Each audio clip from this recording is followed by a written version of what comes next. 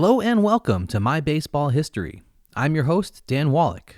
My Baseball History is a long-form interview podcast where each episode I'll talk to someone new who has some sort of association to the game of baseball. No matter who I talk to, we'll talk about how they fell in love with baseball, how their career started, and how they got to be where they are today. Today's episode is brought to you by Hall of Fame replicas. I know a lot of our listeners are not only baseball historians and enthusiasts, but you're also collectors. So if you're listening to this right now and the thought has ever crossed your mind that you'd love to own a Babe Ruth signed baseball, or a Ty Cobb, or a Lou Gehrig, or a Shoeless Joe Jackson, but it's not in your budget to drop the kind of money it would take to buy an authentic signed ball from one of the game's all-time greats, Hall of Fame Replicas has you covered. They specialize in recreating baseballs autographed by some of the greatest players to ever play the game, and even some historical figures too. Every ball is accurate to the time period from which the autograph would have been signed, even down to the detail of using the period-appropriate colored stitching. In the early 1900s, the National League used baseballs with black laces intertwined with red, and the American League used blue and red. It wasn't until 1934 that Major League Baseball adopted the league-wide standard of 108 double stitches of waxed red thread. Well, Hall of Fame Replicas pays attention to that kind of stuff, so the ball you're ordering looks as close to real as you can get. The baseballs themselves are handmade from genuine leather and stamped with custom logos before the reproduction signatures are digitally applied. Then they go through a 3-step aging process to make them look authentically vintage. Hall of Fame Replicas is an ethical company too. Every ball is discreetly marked as a reproduction, so you don't have to worry about baseballs entering the secondary market being passed off as real. And they've worked with owners of several professional baseball teams, players' foundations, and museums across the country, including the Shoeless Joe Jackson Museum and Baseball Library in Greenville, South Carolina, the Naval War College Museum in Newport, Rhode Island, and the Yesterday's Negro League Players Association traveling display. If you want to see how great these baseballs look, you can follow them on Instagram at HOF Replicas or go to their newly updated website at hofreplicas.com, where they're offering 15% off any purchase if you use the code MBH15 at checkout when you place an order. You'll get an idea of how incredible the finished products look when you check out their website and Instagram posts, but seeing the baseballs in person is a whole different experience. Most of us have never held a baseball in our hands that's been autographed by Satchel Paige, or Josh Gibson, or Rube Foster. Well, here's your chance to be able to have one proudly displayed in your collection. Head to hofreplicas.com and enter the code MBH15 at checkout for 15% off your order, no matter what size. That's MBH for My Baseball History and the number 15 for 15% off your next order.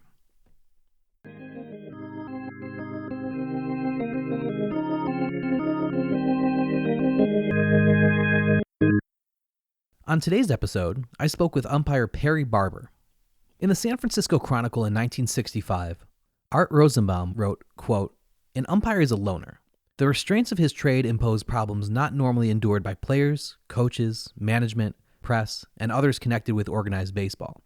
He is a friend to none. More often, he is considered an enemy by all around him, including the fans in the stands who threaten his life." Well, luckily this isn't how Perry thinks of umpires, or of umpiring.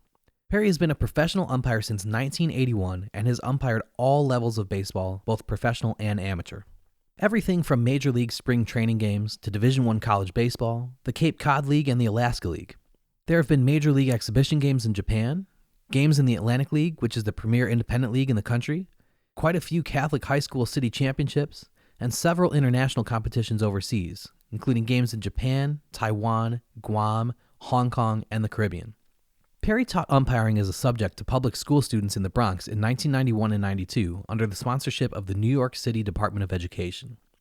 The program was called Sports Officiating Studies, or SOS, and aimed to teach the kids the fundamentals of umpiring and then get them paying assignments with their local youth leagues. Perry was formerly the TV color analyst for the Hudson Valley Renegades in the New York Penn League, partnering with play-by-play man Brian Kenny, who you've seen on ESPN. Perry's also a musician, a published author who's written dozens of articles and profiles of other sports officials for Referee magazine over the years, and is a fierce promoter of women in baseball. Perry's favorite rule in baseball's rulebook was added in 2006. It was included near the very end of Rule 2.00, immediately after the entry for wind-up position. Look it up if you have a chance, or check it out in the liner notes. A lot of people might wonder why somebody would ever want to become an umpire. That's a question I aim to have answered during this episode. One of the reasons I've tried to have people from all different facets of the game on this podcast is because baseball is made up of so much more than just the players on the field. Talking to players is great, absolutely, But I want to talk to all kinds of people associated with the game, to hear about it from many different perspectives. A more positive spin on the profession comes from former National League umpire Shag Crawford, who said, quote, "The best thing about umpiring is seeing the best in baseball every day. The cardinal rule of umpiring is to follow the ball wherever it goes. If you watch the ball, you can't help seeing somebody make a great catch. That's what makes umpiring so much fun." And without spoiling the rest of the episode, that seems to be the mentality that Perry Barber has. In this episode, we covered lots of ground. Perry tells us what umpire school is really all about. We find out what it's like to make a call on the field, and then immediately see that same play from multiple different camera angles while the play is challenged. We learn what places like Canada, Australia, and Japan are doing better than the United States when it comes to growing the sport of baseball in their countries. And we hear how Perry became the person who organized the historic umpiring crew that shattered a glass ceiling. With all of that information and much, much more coming at you, it may be helpful to follow along with the episode's liner notes on our podcast's brand new website. You'll still be able to enjoy the interview without the extra help, but sometimes when I'm listening to things like this, I like to really go in depth. So I've provided some photos and links to give you a better understanding of the things Perry and I are talking about. Those liner notes can be found on the My Baseball History website, which is online at www.shoelesspodcast.com. If you want to follow along, head to the website where you'll see the Perry Barber episode listed first on the main page under Latest Episodes. Click on that and you'll be ready to follow along. We've even embedded a player right into the page so you don't need to have multiple windows open while you listen or fumble around with multiple devices. If you want to catch up on any of our previous episodes, you can click on the Season 1 or Season 2 tabs at the top of our website and see a full list of everything we have to offer to date. Everything in each of the liner notes goes in chronological order of how we talked about them in the interview, so you should easily be able to keep your place as you listen. After the interview, I'll explain how you can answer a trivia question on Twitter to win a prize, so stick around until the end of the episode for that. The winner of our last episode's trivia contest was longtime listener and supporter of the show, Stuart Rosenthal, who is on Twitter at StuRosen5. After listening to the Bobby Richardson episode of My Baseball History, Stuart knew that Casey Stengel said "good bunt" to Bobby after Bobby hit his grand slam in the first inning of Game 3 of the 1960 World Series. Stuart, send me a message with your mailing address and I'll get your prize out to you. But now, here's my interview with umpire Perry Barber.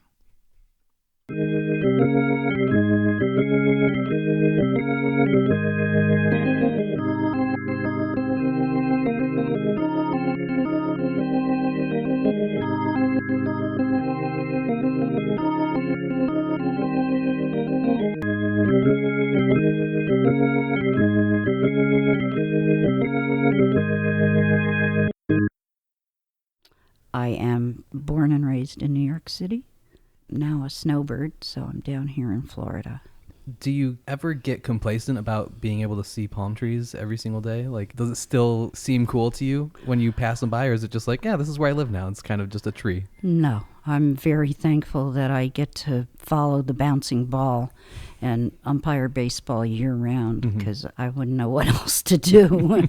I usually take about 6 to 8 weeks off in mid-November to the end of December, and then I start right back up down here in January. Yeah. I have a lot of camps going on, and then colleges come down and play, and then spring training picks up. I get some spring training games. Yeah. Well, it helps when it's 80 degrees in January. It's not always. You can work here in February and March, and it's pretty chilly once in a while, yeah. But most of the time, it's got it all over Minnesota. Or even Greenville, probably. Yeah, a little bit. If you could just tell me a little bit about where you grew up. I know you went to an all-girls school in New York. Were you athletic as a kid? What kind of sports did they offer at your school? Were you interested in that kind of stuff? We were a girls' private school. We were not geared toward athletics, mostly towards academic pursuits. But they had athletic activities for girls, and my twin sister and I were always pretty well conditioned and, you know, loved to compete, and competition is very healthy for young girls to learn. It imbues certain qualities and a knowledge of teamwork, as well as, you know, the seeking of individual glory, which is very important for girls especially. Boys just seem to be gifted with that because they're inculcated with the idea that baseball is theirs from the time they're in utero. But girls, at least up until my generation, maybe now it's different, But when I was growing up in the 1950s and 60s, no, we were not told, go out and play basketball or be a baseball umpire. Are you the older twin or the younger twin? I am the younger twin. Was that an issue growing up? Like, did you guys make something of that? Was that something you talked about or like argued about, or was it a bone of contention? Not at all. My twin sister was always the ringleader, trying to lead me down the path into endless trouble and sorrow. And I was pretty good at resisting. We would tug at each other in different directions, but we always cared about each other a great deal. You love trivia, and you have since you were a kid. So when the TV show Jeopardy came on in the air of March of 1964, what did you and your twin sister do? We played sick and stayed home to watch it, because I seem to recall it came on at noon in New York. Right. So, and we were 10. So we played sick the first day it was on, and then we would watch it any chance we got after that. Once we graduated from high school and were on our own, I guess. By then it was probably on during the nighttime. So that was it, and we just always loved it, and we're always absorbent sponges when it came to learning little useless factoids like you get on Jeopardy or when you do a crossword puzzle, something like that. So I just decided when I had come back from college after a couple of months, I dropped out very early on in my college career, came back to New York and went on Jeopardy. That was the start of my life of crime on quiz shows. And you were a Jeopardy champion at the age of 19 years old. And this was before the show had like teen tournaments or college tournaments or anything like that. So you had to have been one of the youngest ever champions on the show at that time in its history. I was. Is there like a lasting memory that you have of being on Jeopardy or of Alex Trebek? Or when you think of your appearance on that show, what comes to mind first? On the show on which I was the champion? Yeah. Or the one on which I went down in flames? Both. They're both part of the experience, right? Actually, I have a very unusual distinction. I went down in flames twice on Jeopardy, but I only won once. And when you think about it, well, usually it's the other way around. You win twice and you lose once, and then you're done. Well, I won once, my very first appearance when I was 19 years old on the original Jeopardy with Art Fleming and Don Pardo. It was the last show on a Friday, and so I didn't come back to defend my championship until the following Wednesday. Well, I had been quite ill on that Friday. I actually called them the day before and said, I'm really sick. Can I change my taping time? And they said, well, yeah, we can switch you to sometime next year. So I dragged myself down there, and I was not feeling great. I went back the next Wednesday, felt fit as a fiddle, and did not do well. My championship was conferred upon somebody else at that point. So I won once, lost once, and then 17 years later, I went back on the Alex Trebek version in 1988. Cool. And I, again, went down in flames to my contestant on the right who was going for his fifth win. Whoa. And they had totally changed the buzzer system from the time I had been on in 1972 to 1988. And the guy just had it down to a science, and he kept beating me on the buzzer every time. That's got to be frustrating. And there was a category of baseball. And I was getting so frustrated because he was beating me on the buzzer. And that was the start of my downward spiral on that edition of Jeopardy. And you swore to never go back on Jeopardy again. Oh, no, I have been waiting patiently because I was not permitted to under FCC regulations. Oh, really?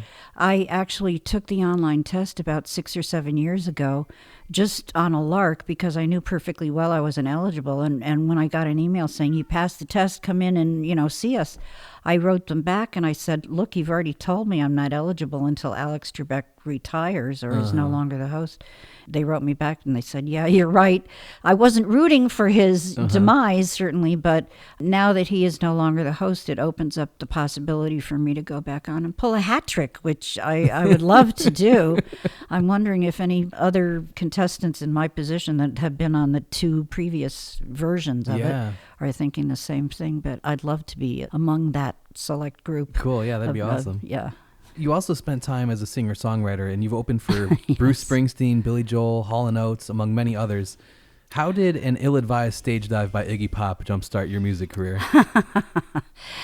Iggy Pop was quite popular back then, and he was playing at a club called Max's Kansas City on Park Avenue South in New York that was very popular nightclub at that point for a long time. And his opening act was a band called Henry Gross. Henry Gross was a spin-off from Sha Na Na. He and one of the other band members, Gino, I was Gino's girlfriend. So I went to Max's Kansas City to see them play. And the first night, Iggy Pop leaped off the stage, presumably into the arms of his adoring fans, but they missed or something, and he wound up on the floor among shards of glass with his chest completely lacerated and had to be taken to the hospital in an ambulance. So Henry Gross was bumped up to headliner, and they asked me to be their opening act. And I think it was the next night there were a couple of agents there who sent out obscure acts like me on the road doing what was called the coffee house circuit and the college circuit. And that's how I wound up opening up for Bruce Springsteen. They sent me, I think it was 3 times that I opened for him at colleges in Pennsylvania. One of them, I still have the poster of it and somebody's commentary in the yearbook or something that said, it was the greatest night in the history of Ursinus College. Very cool. Yeah. You and Pat Benatar also used to share a job. Where was that? Yeah, Pat Benatar and I were the acts between the comics at Catch a Rising Star in New York, which the comics were the featured acts and the singers were the secondary attractions.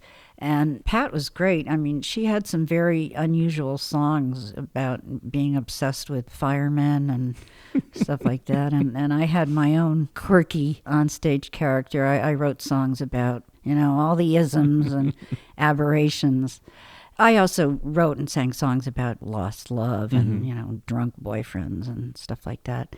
So anyway, I played a lot at Catch a Rising Star with Pat Benatar, and just about everybody who worked there got famous, except for me. Because Richard Belzer played there a lot, Freddie Prinze, Richard Lewis, David Brenner, sort of older style comics. But yeah, Freddie Prinze was such a sweet guy. It was so sad that he died the way he did. Yeah. What was the best part about that job? And who do you remember being the funniest comedian on stage and the funniest comedian off stage? I always loved Richard Belzer. Yeah. I've known him since I was a teenager, and he just always makes me laugh on stage and off. He's just such a character. It has such a dry wit that I love. Yeah. It resonates with me, and I just think he's marvelous and so talented that he can translate his comedic instincts into the character that he's portrayed on TV for so long. Right. You had some pretty incredible life experiences before you fell in love with baseball, and that happened when you were 27 years old, which is absolutely still early in life, but it's later in life than most quote-unquote baseball lifers seem to fall in love with the game. So what advantages and disadvantages do you think that you had from getting your start at that point in your personal timeline? The disadvantage, pretty obvious. I probably missed out on getting a job as a professional umpire. At least that's my belief. On the other hand, if I had, like all the others, were ahead of their time. That's all there is to it. None of them ever really had a chance because the attitude toward women umpires up until recently, I'm talking about 10 years ago, and that is pretty much right after Rhea Cortizio got fired, which was, I think, 2007, 2008, sometime around there. But right after that, there was kind of a tectonic shift in the administration of one of the umpire schools. And along with that, a change in the attitudes of the instructors and supervisors at the other umpire school as well. And they slowly came to the realization that women are actually not jokes as umpires. We don't deserve condemnation or disdain, that we are very coachable and we approach things with a great deal of enthusiasm and analytic thinking, and we don't complain a lot, and we actually make great partners and excellent umpires out there. And it was a big shift from the time I was in umpire school in 1982, 83, 84, 85. And then I went back in 2005. Because up until right after Rhea got her release, and that happened with the old Jim Evans umpire school when he lost his certification because of some pathetic stunt that some of his instructors pulled, wearing KKK uniforms out in public, thinking that it was amusing or something. And he paid the price for it. You know, he either knew about it and was okay with it, or he didn't know about it, which, what does that speak about his leadership at that school? You know what I mean? And once I knew for a fact that that attitude had infected that school, and I heard it from a woman umpire friend of mine who had been there that season. She told me the way she had been treated at that school, and it turned my stomach and made me want to cry. Yeah. And thankfully, I never experienced that at Wendelstedt. I was always treated with respect, I would say, but I always knew there was this undercurrent of, you know, she'll never amount to an umpire. Yeah. Even though I was convinced that I could. And, you know, 40 years later, I just sort of proved it, at least to myself. I would say so. Ed Montague was a Major League umpire from 1974 to 2009, and he made such a big impression on you that you wrote a song about him called The Umpire Stands Alone. You wrote a bunch of songs about baseball, but what was it about Ed that drew you to him in particular? I watched him work a game at Veterans Stadium in Philadelphia. I used to take the train down from New York to see the Mets play the Phillies because before I started umpiring, I had fallen in love with baseball basically in 1978, 79. And being a New Yorker, I had to decide which I was, a Yankees fan or a Mets fan.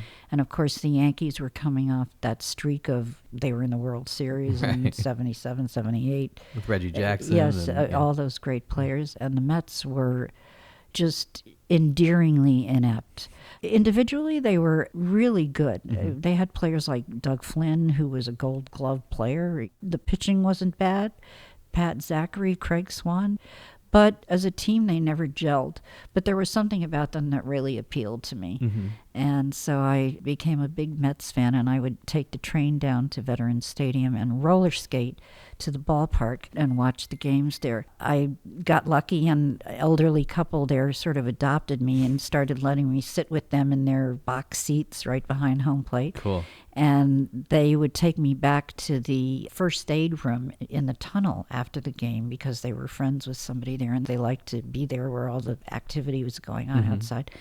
And in comes Ed Montague.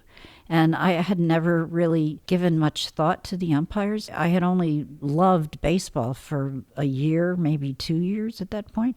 Like everybody else, to me, the umpires were just there. And when you noticed them was usually when they did something wrong. Right. And he walked into the room, and my friends introduced me to him.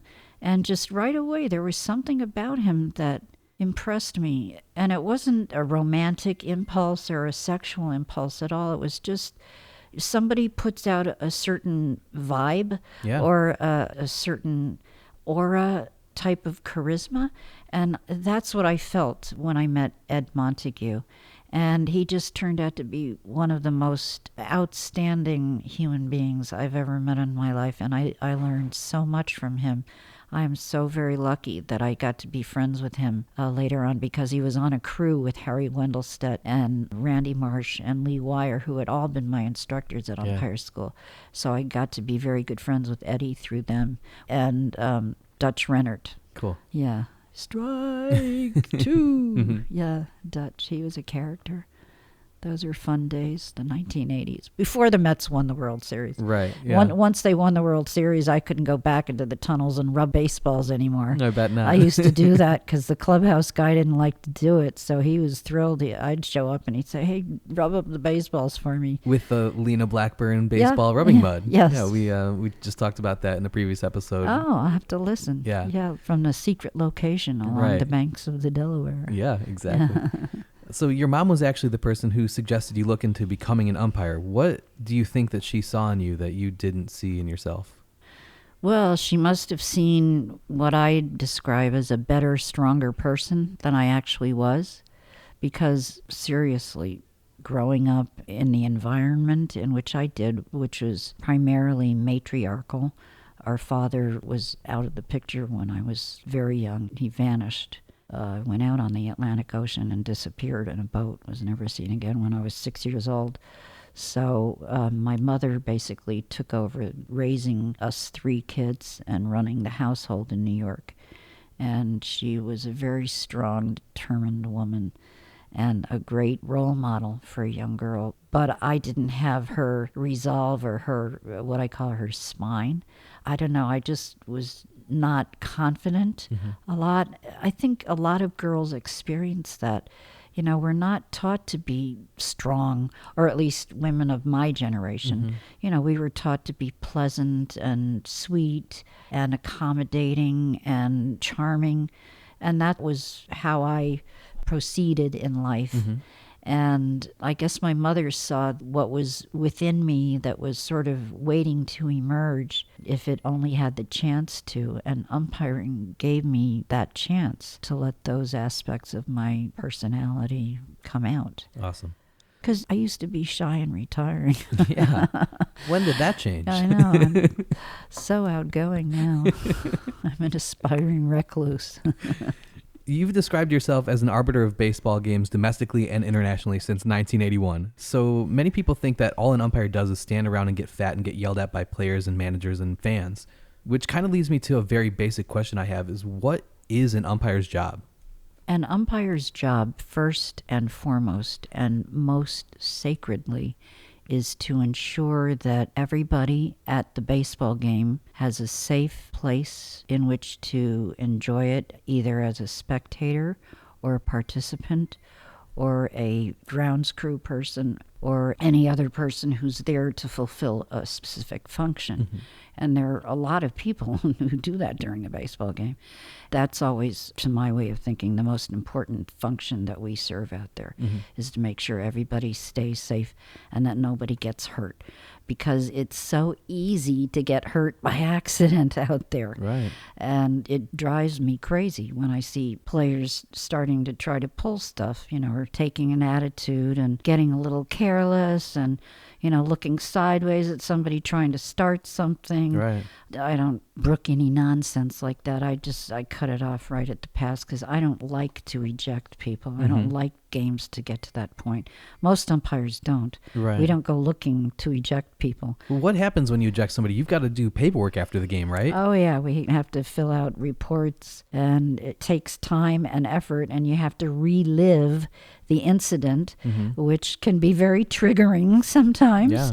They're usually not pleasant when they end in an ejection. And having to write word for word what happened can be very emotionally exhausting. Right. Most leagues or associations will accept an email now.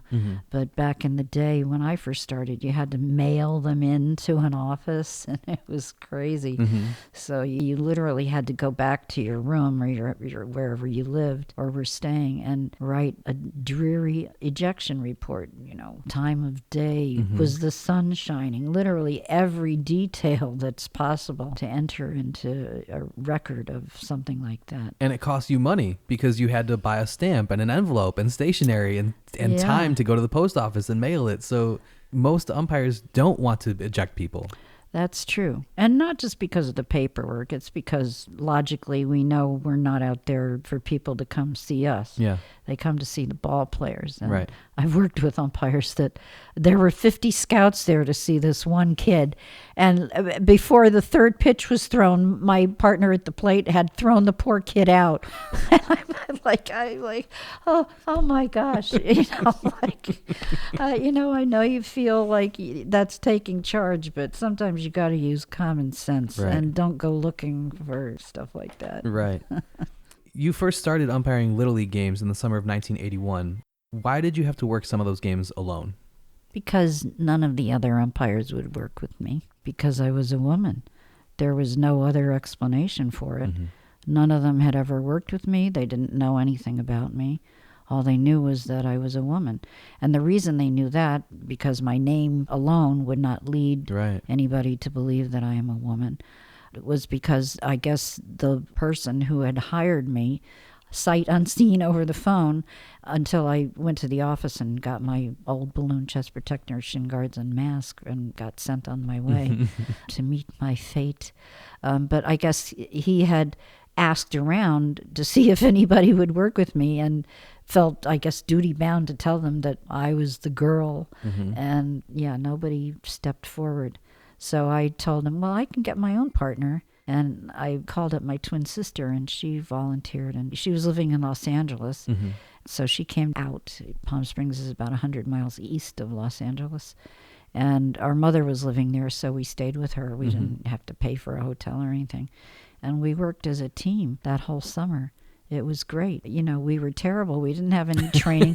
No, I'm serious. Our second game, this coach was ready to forfeit the game before it even started, just seeing me walk out there. Mm-hmm. And for the first time in my life, I put my foot down and stood up for myself, basically standing up for the kids, because I told them, you know, look, the parents are here. They took time out from their busy days to drive their kids here, and they want to see them play. Right. So why don't you just let them play? And if you have any complaints after the game, get me fired. Yeah. And all the parents heard me because I was saying it very loud intentionally. And they were sort of giving him the side eye at that point. So I guess he reconsidered. And the game got played, but oh boy, there were some letters to the editor in the paper the next day. Please do not let that woman come back. She let a game with 10-year-olds go 3 hours. And, you know, every criticism was true. But for some reason, it didn't deter me from wanting to keep doing it. It actually sort of intrigued me. First of all, trying to figure out, why do they act like such idiots when they're out there just because they're mad? That was a whole new experience for me. I'd never encountered that in my life. People always told me I was wonderful and charming and witty, and, you know, and now all of a sudden they're yelling at me and saying, what are you doing? You're horrible. Go home. And it was just like getting cold water thrown in my face. But something about it was just so marvelous to me. I was really intrigued. It was like a puzzle that I wanted to solve, the mystery of human nature. Interesting. And umpiring has been such an education for me in that way. That's one of the invisible aspects of umpiring that people don't usually consider when they think about umpiring or umpires. But it's, to me, what makes umpiring so special and such a challenge and still so much fun after 40 years. You went to Harry Wendelstedt's umpire school for the first time in 1982. What made you pick that specific school? There were 3 schools at that time, and one of them was out in California. It was run by John McSherry.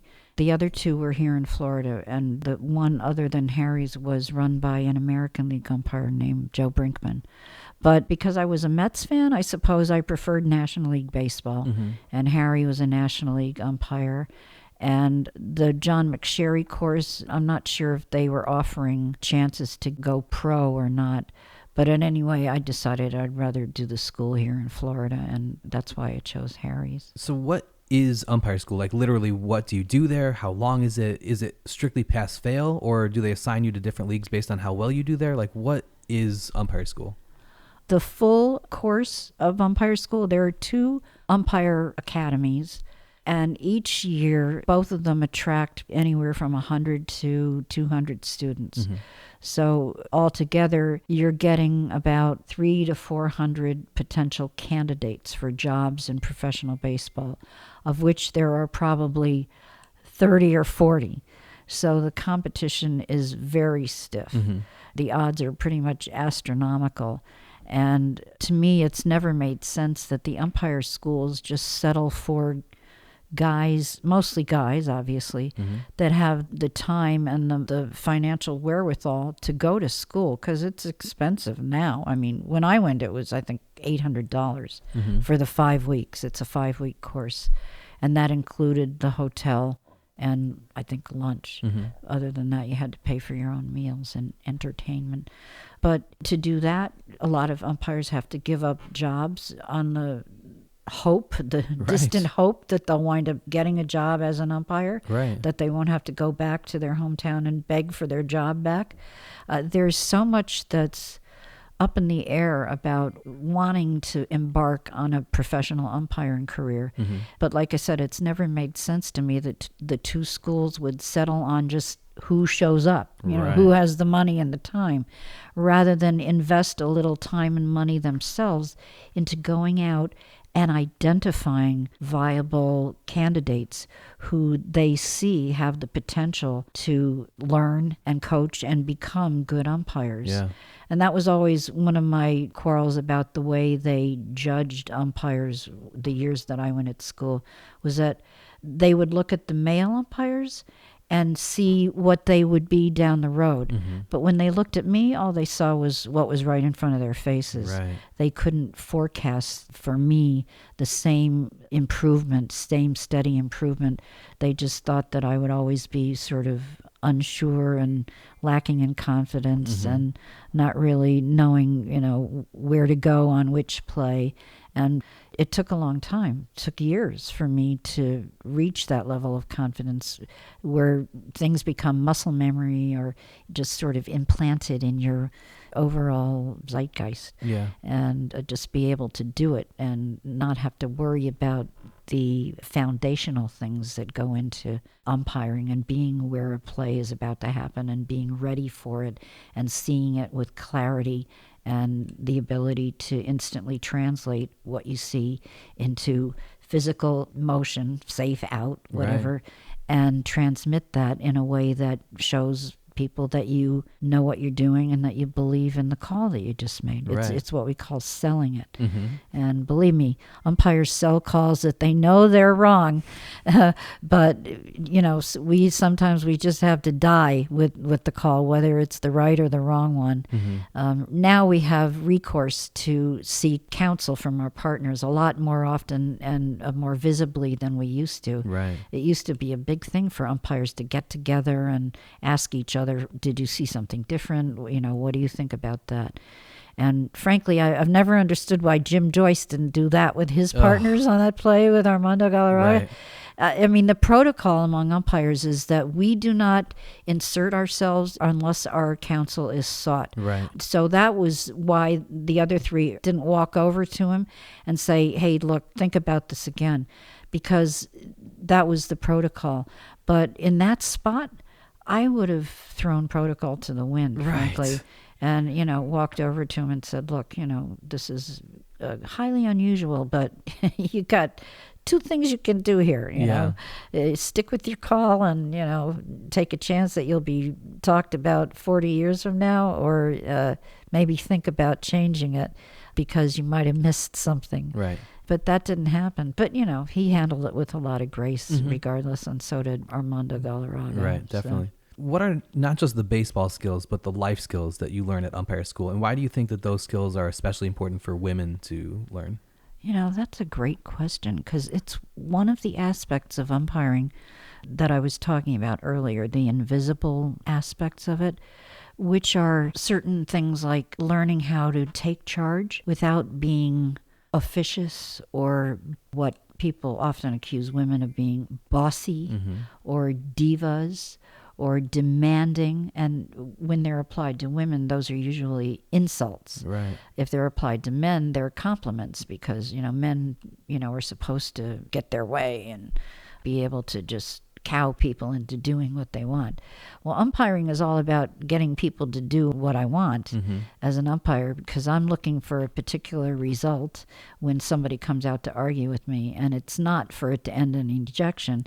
It's for them to understand why I made my call and what led to my decision, and walk away, if not satisfied with it, at least with a better understanding, so that the next time it happens, maybe he won't blow his stack, because the next umpire might eject him, and that could cost him money.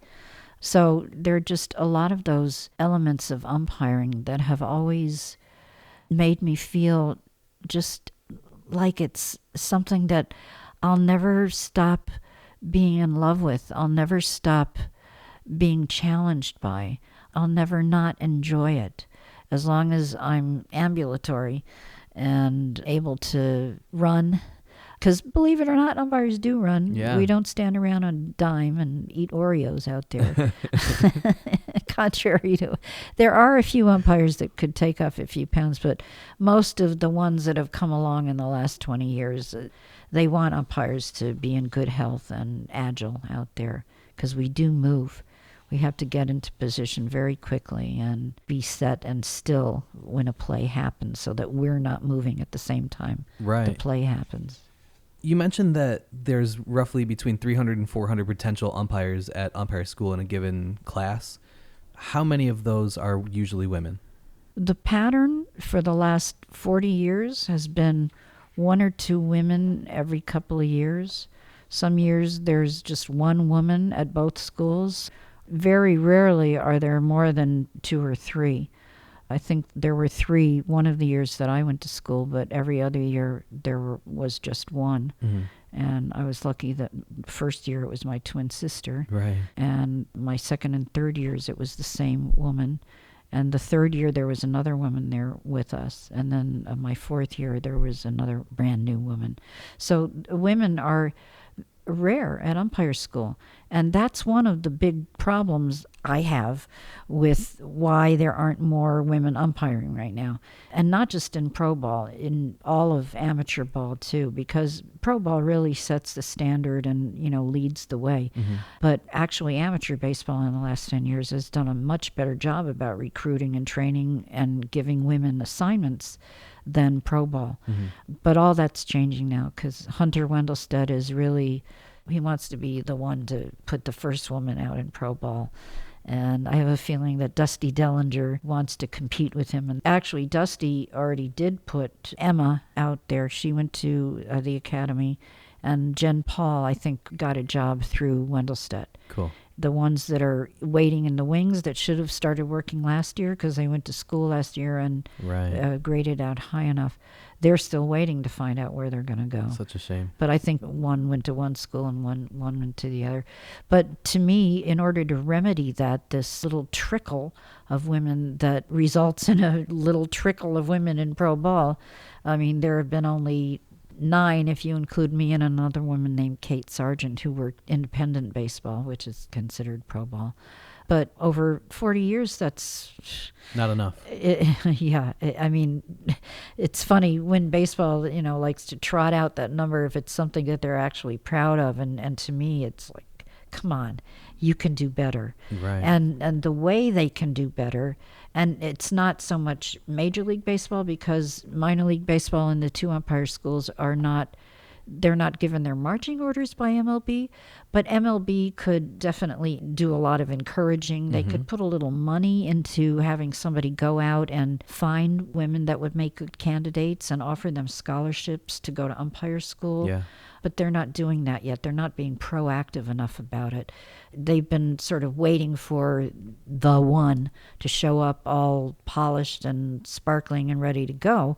And it's not going to happen like that. It never happens like that for the men. Some men have natural talent, but they have to be given careful instruction and coaching and nurturing and encouraging before they become anything close to what makes a good professional umpire. Right. And all of that comes from going through umpire school and learning a lot of techniques and philosophies that most umpires don't get without that special training that major and minor league umpires can offer to students at umpire school, which is why it's so valuable. And, it can translate to any level of baseball, high school, college, little league. Doesn't matter what rule set you're using. They teach you such a good foundation. Then you go out on your own and you develop your own thing after that. People think that women in baseball is a relatively new thing, but women have been involved in baseball since the 1860s. Hey, very good. Why has there been such little progress in the last 160 years? Well, because the mostly men in positions to change that have not been interested at all, and a lot of them have been quite resistant. I think there's a fear that if they allow one woman into the old boys club, that it's going to turn into a raging torrent of shrieking estrogen-crazed banshees that they won't be able to stop, which is very far from what will be the truth. If a woman makes it as a player, it won't be a flood. It will be 1 or 2 that are willing to put in the time and the effort and have the ambition and are willing to, work to get to that level where they're considered scoutable or signable. And that will come probably with a pitcher or maybe an infielder. But there are not as many, obviously, physical impediments against women umpiring. Right, exactly. Yeah. So what we have to do is just get a lot of women to the 2 umpire schools every year. I'm talking 10 to 20 women at each school. So by sheer numbers, they won't be able to reject all of them. So every year there will be at least 1 or 2 women entering into the lower levels of minor league baseball, because umpires don't go from umpire school to AA. Right. That doesn't happen.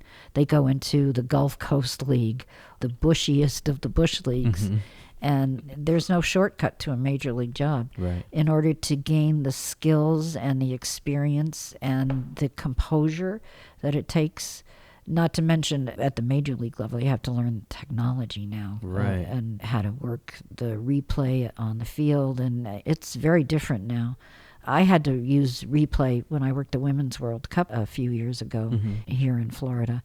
And it was hard for me to see, something on film that I'd just seen on the field and, knew that I had a good feel for what had happened and thought that I made the right call, than to see it on film and just sort of naturally be filled with doubt, even when it's right there in front of your eyes. It was a very interesting experience. So anyway, the 2 umpire schools need to do a much better job of recruiting women, getting them to the schools. And to do that, they're going to have to put a little time and effort into identifying the women. And there are plenty of places to do that. Women athletes that are aging out of playing college sports, military installations, lots of places where they could find women that are good candidates. What impact did Ford Frick and Kennesaw Mountain Landis have on the participation of women in baseball? That just pushed my button there. Ford Frick. I actually wrote a research paper on Ford Frick because I have such animus toward him for what he did to keep women out of baseball when he was National League president and commissioner of baseball back in the 1930s, 40s, and on into the 50s. 2 incidents in particular, one where he basically colluded with a minor league president at the time named George Troutman to threaten all the minor league managers. And I mean, what was Ford Frick sticking his nose into minor league baseball for? Together they threatened them with dismissal from their jobs if they showed the temerity of signing a woman ball player, which one of them had done. The manager of the Harrisburg Senators, a AA team, had signed a woman named Eleanor Engel in 1952. Now, whether or not she was actually qualified to be signed to a AA team, we may never know. There are reports that she was a pretty good softball player and that she showed promising signs of being able to become a good baseball player. But she was never given that chance because Ford Frick stuck his nose in and told the manager, if you play her, you will pay. The next day, her contract was voided, and she never got the chance to play. And 10 years later, he did the same thing to a woman umpire named Maureen Galvin, who was scheduled to umpire a game towards the end of the season. It was like a game that counted. And when Frick got wind of it, he basically repeated his odious history and issued threats and ultimatums. And I think there's a myth that he subsequently wrote a memo that circulated that women will never be allowed into Major League Baseball, except obviously in the most menial, subservient positions in the offices. But I'm not sure that that actually happened. I think it was more word of mouth. Absolutely. Than, baseball loves unwritten rules. And a lot of people thought that, well, there was this rule that women couldn't play baseball until the White Sox general manager's daughter was drafted in the 1970s, I think, and all of a sudden people started thinking that the ban was lifted. But it's just been this attitude that women are such a bother, and why would we want to let them play with the men because they're going to ruin everything. And of course that's not true. It's ridiculous to fear something like that. Every instance I have observed in 40 plus years of umpiring and observing baseball, women only improve the overall level of play, of attentiveness, of focus, Nobody wants to let a woman show them up. Right. And I like to think in the positive way about that means that we're bringing out the best in the people that we work with.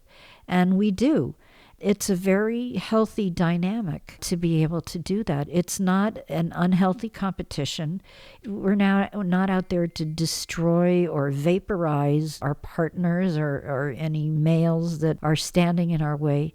We're just trying to achieve whatever level of competence we can and do what we love the same way they are. Yeah. I mean, we're no different from the men in that respect.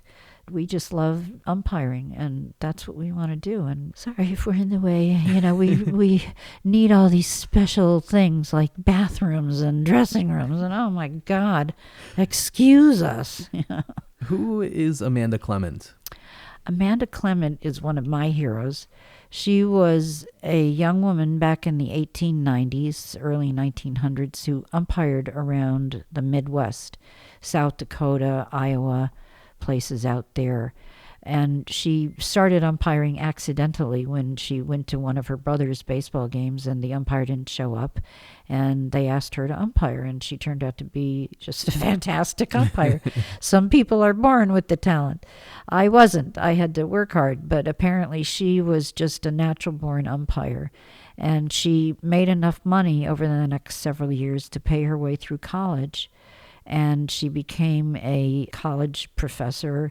She taught the ways of health and nutrition to young people. She saved a man from drowning one time. She became a justice of the peace. She just led a remarkable life and set such a good example for the people that she was around. As an umpire, she had so much respect. Everything I've ever read about her or heard spoken about her just leads me to believe that she was really, really very special. And she would umpire, in one of those long skirts, and she wouldn't take any nonsense from any of the players. If they used bad language, she would fine them or dismiss them, and they would go because they dare not cross her. Right. And yeah, she's my hero. Her picture hangs in the Hall of Fame. She was a very... She's not in the Hall of Fame, though, right? She's just represented in the Hall of Fame. She's not there any more than I'm there. Right. Her picture is on the wall, just like mine is. There's only one woman in the Hall of Fame, right? Only one woman inductee. Yes. Effa Manley. Right. That is correct. Hopefully that will change at the end of this year. I'm working on a campaign with the International Women's Baseball Center to get Maud Nelson inducted, which we're all very excited about, because we're also working on a project to build a museum out in Rockford for women and girls in baseball. So I hear. There is no specific museum dedicated to women and girls in baseball. Right. And that's what we're doing out there. So I'm very curious to learn from you about that. Who is Bernice Guerra? Bernice Guerra was the first professional woman umpire in the modern era after Amanda.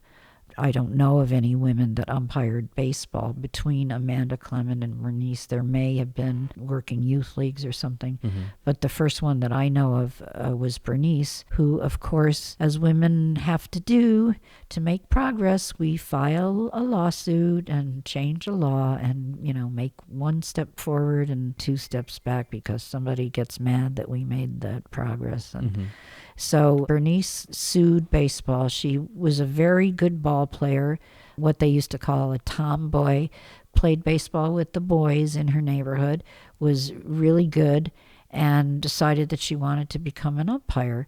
So she went to umpire school and, of course, created a big ruckus around that to begin with. But her talent could not be denied, and she was assigned to work the New York Penn League, which is a low A league. And she worked one game in Auburn, New York, the first game of a doubleheader, and she walked off the field right after that. She had done what she set out to do, which was to open the door for other women to become professional umpires. What she, in fact, did was, in her lawsuit, she sued to get the restrictions on height and weight that had prevented not just women, but a lot of men from becoming professional umpires. So she got those restrictions thrown out. So that opened the door for women to become umpires, but of course, there was a lot more to it than that. That was 1972, And Pam Postema started umpiring, I think, in 1975 or 76. And she umpired until 1989, 13 years. And then after she had served her usefulness, she got her release, and another woman named Teresa Fairlady got a job and started in the low minors out in the rookie league out in Arizona. Then after 2 years, she was let go, and then there was nobody for a long time, for 7 or 8 years, except for me when I was working in the Atlantic League in the late 1990s, early 2000s. And then Rhea got a job and worked for 7 years and got too close for comfort for baseball. She was in AA and got very high rankings, and then all of a sudden her rankings mysteriously plummeted when it looked like she was in line for a job as a AAA umpire, at which point minor league baseball would have lost control of her, because at that point umpires are under contract to Major League Baseball, so they can go up and down between AAA and the major leagues when the umpires go on vacation up there. That's how they ease into the job of Major League umpiring. They rack up those vacation months, and some of them do that for years before they're actually put on the staff, because those jobs don't open up very often. There is only one woman to have ever umpired Major League spring training games in Japan and in the United States. Who is she? It is I. You've umpired Major League and minor league spring training games and lots of amateur baseball. So what has your career path been like? And is that common for most umpires? No. A long and winding road. No, it is not. When I started out, I really didn't have a plan. I mean, I knew I wanted to go into professional umpiring when I was at school, but when I became apparent that wasn't going to happen for me, I did some retooling about what I wanted for my future, but basically, I'm just the kind of person, I don't want to say I drift along, or, I go where the wind takes me, but I haven't really planned a whole lot. I've just seized opportunities when they presented themselves and learned how to create openings where I can take advantage of opportunities that might not otherwise have been open to me, which is also important, to create your own opportunities rather than just waiting for them to happen. So an umpire who eventually makes it to the major leagues, what is their normal career path? Like, let's say they go to umpire school and they finish in the top 10%. Then what happens? Then they get placed in a very low minor league, one of those leagues that operates from June until the end of August. And if they are good enough, they get promoted. And do they determine that after one season in that league, or is it a few years where they're kind of... The standard now is 2 seasons in the same league. If you're not promoted, you don't go sideways anymore. There used to be what they called career minor league umpires who just stayed in AA or AAA forever. There was an umpire in Colorado who was pretty famous, Steamboat Johnson, who did that. And umpires could make a career as a AAA umpire, I guess, but that doesn't happen anymore. The standard is usually 2 seasons at one level. If you're not promoted, you're given your release. Interesting. So that the flow from the bottom can continue. Yeah. So the trajectory is 2 seasons at each level, and that's low A, high A, AA, AAA. So we're talking 6 to 8 years already. Yeah. And then who knows how long. Usually by the time you're in your second year of AAA, you find out if you're going to be one of the vacation umpires used as a major league umpire temporarily. How many major league umpires are there at a given time? I think 99 or 100. And so from year to year, how much turnover is there? Very little. Right, because once you get one of those jobs, you're not retiring. Right. You don't want to give up what you've worked for. Yeah. There are a couple of umpires that just retired, but usually 1 a year. 2 is a lot.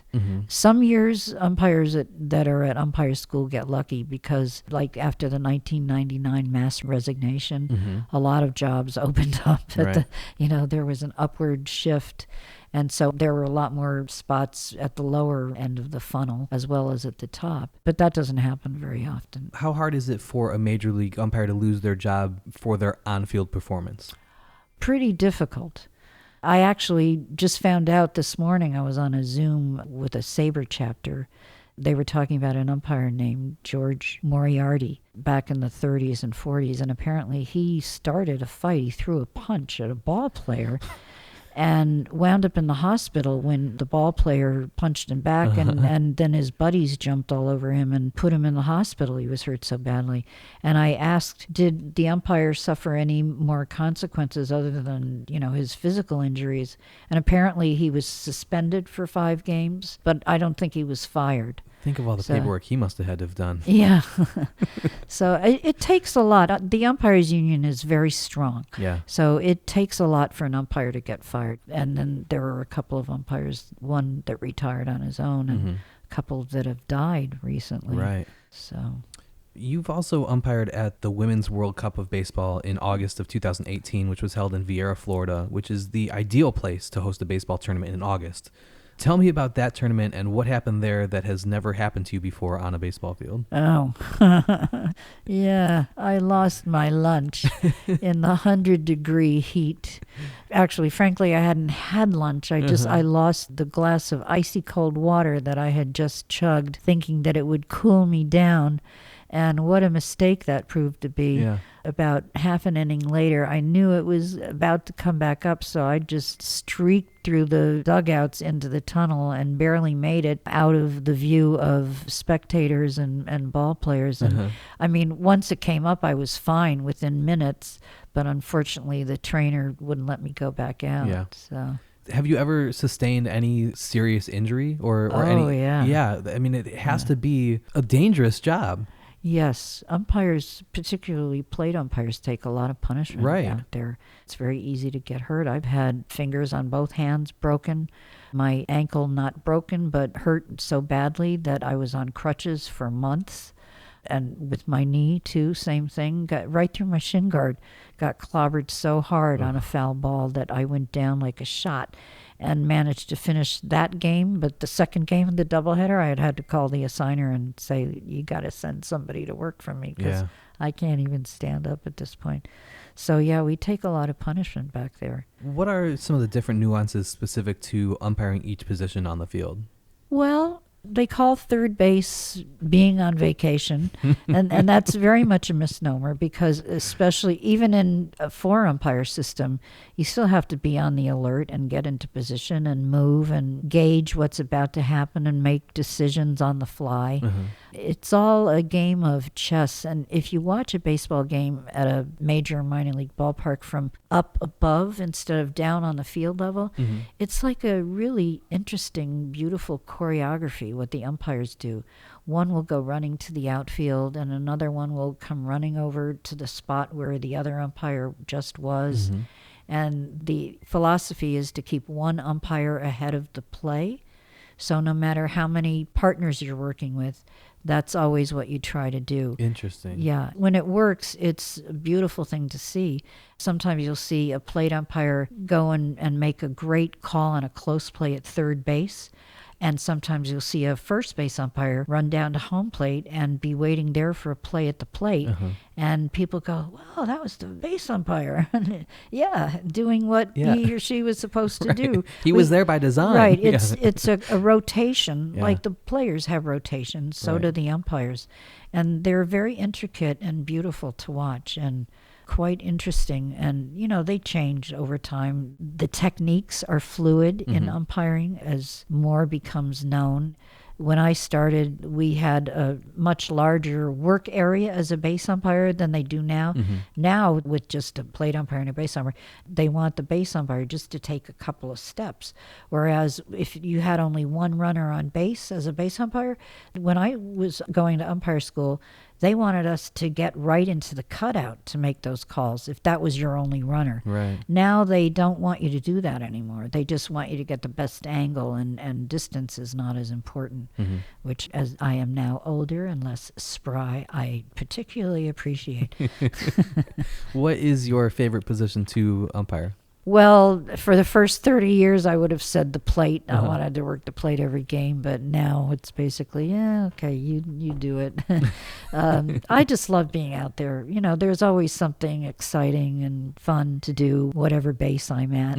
I don't really have any preference. Although I guess first base is a lot of fun because you get those whackers, Yeah. the close ones that, you really have to flip a coin. You've mentioned that when you do those drills, Yeah. you've noticed women and girls have a higher accuracy rate than boys and men. Why do you think that is? Like you said, women and girls are somewhere in the range of 95% accurate on those? Yes. I've noticed that. It's purely anecdotal evidence on my part.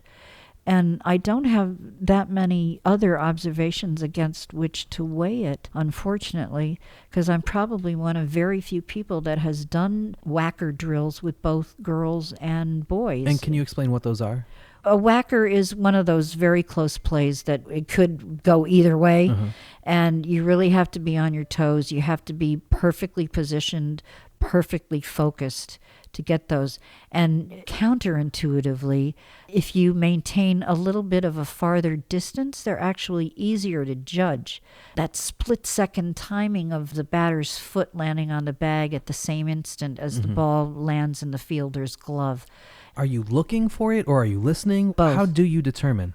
Both. You use all of your senses on those plays, all of them. Experience, knowledge of a runner's speed, and just the look of it. Boiled down to its simplest formula, it's, did it look like he was safe? If it does, he's safe. Most of the time, umpires prefer to call out, but once in a while, we got to go with the right call, and that's in our gut. Yeah. So those plays are very fun. And when I've done them with girls as opposed to boys, the accuracy rate seems to be off the charts. And I'm not sure why that is. The way our brains are wired, I don't know. We have the ability to translate something visual into something mechanical that our bodies then say, making the physical sign safe or out. Do you think it's, and I don't know which direction boys and men might lean, but are boys and men trying to have the outcome of the play be either safe or out, like whichever one it is, but they want it to be safe, so they call more safe, and girls are looking for the correct call? That's a very interesting analysis. You might be right. Yeah, because boys, I think, are more imbued with baseball culture, and so they're probably pre-programmed to view those plays from a player's perspective, because to view it only from an umpire's perspective takes a lot of practice.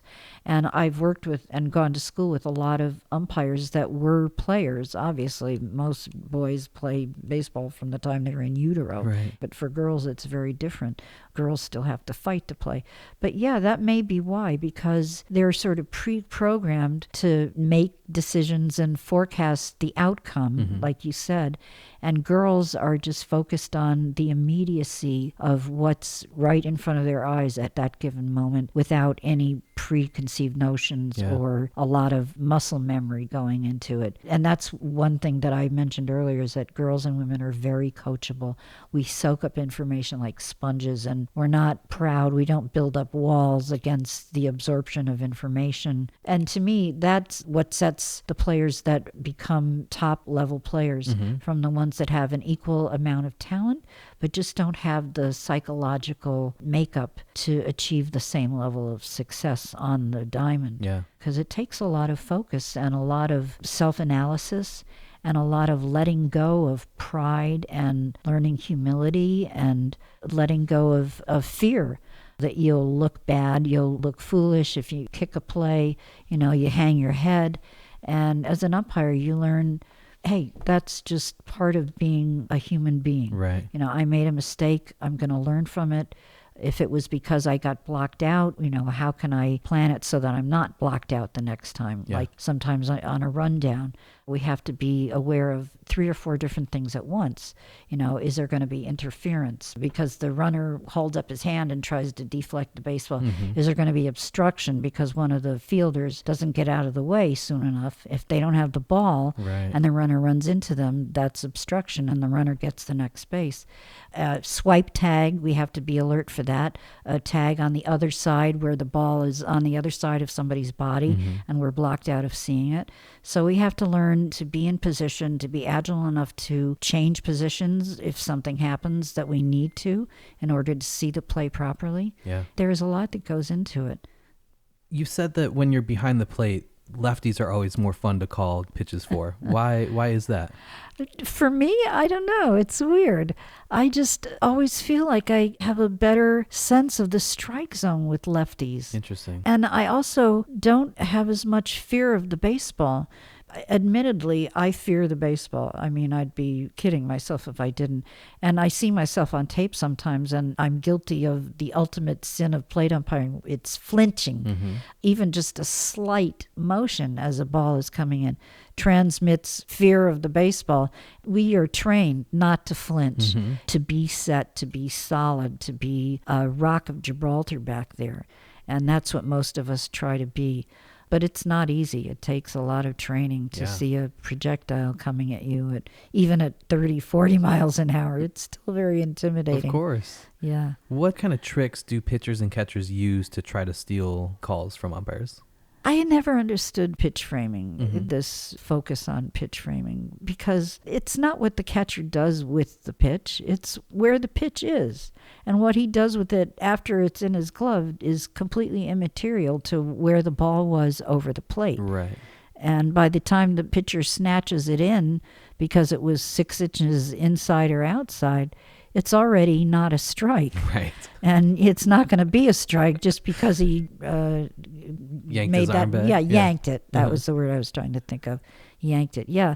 And I don't understand why coaches even bother teaching that. If it ever fooled any umpire, I would be very surprised. But, if I see a catcher doing that right away, I'll say, if you yank it in like that, it makes it look like you don't think it's a strike. Right. So, I like to call as many strikes as I can. If you just give me a nice frame, I might be able to get away with one that, maybe is just a little outside. But if you frame it and just hold it there, it looks like you're confident that it's a strike. And then I will be too. Right, yeah. And then the batters will swing the bat, and the game will progress very nicely instead of ball, which nobody likes that. likes. What was the most challenging situation that you've ever faced on a ball field, and how was that resolved? Gosh, I had a forfeit one time, and I've ever since then been sort of disappointed in myself that I didn't handle it in a way that would have prevented the forfeit. What was the reason? It was a game with Sparky Lyle, who pitched for the Yankees, and he was the manager for the Somerset Patriots in the Atlantic League. We were playing at this little ballpark up in Newburgh, New York. There were probably about 30 people in stands to see this game. And Sparky didn't like he didn't like any of us umpires, frankly, but he particularly didn't like one of my partners. We worked 3 umpires for those games. And at one point, I think my partner kind of engineered a situation where they got into it, and Sparky used it as an excuse to say, we're not going to play the rest of this game. And I couldn't convince him to change his mind. And I was upset with myself for not being able to do that, because it's a big no-no in pro ball. I don't care if there were 2 people in the stands. Right. They paid money to see them play, and to deprive them of what they paid for is not good business. Right. And the team owner was going to fire Sparky the next day, but I wrote him a 2-page summary of what had happened and gave him my take on it. And I think because I tried to absorb some of the responsibility, he was willing to, and he was very popular out there at Somerset. They loved him. He was the manager for that team for a long time, 10 years, I think. Yeah, they loved him out there.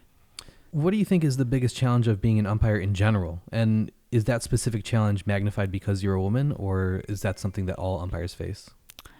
I would say it used to be, but now it rolls off my back like water. Been there, done that. The biggest challenge for me personally now, probably staying in shape enough to be able to get out there and umpire a good game where I feel that I'm mobile and able to get around, and that I don't have to depend on my partner to cover for me because I can't get to my plays. The day that happens, I'll start to think about retiring from being on the field, because I don't like it when umpires don't give 100% out there.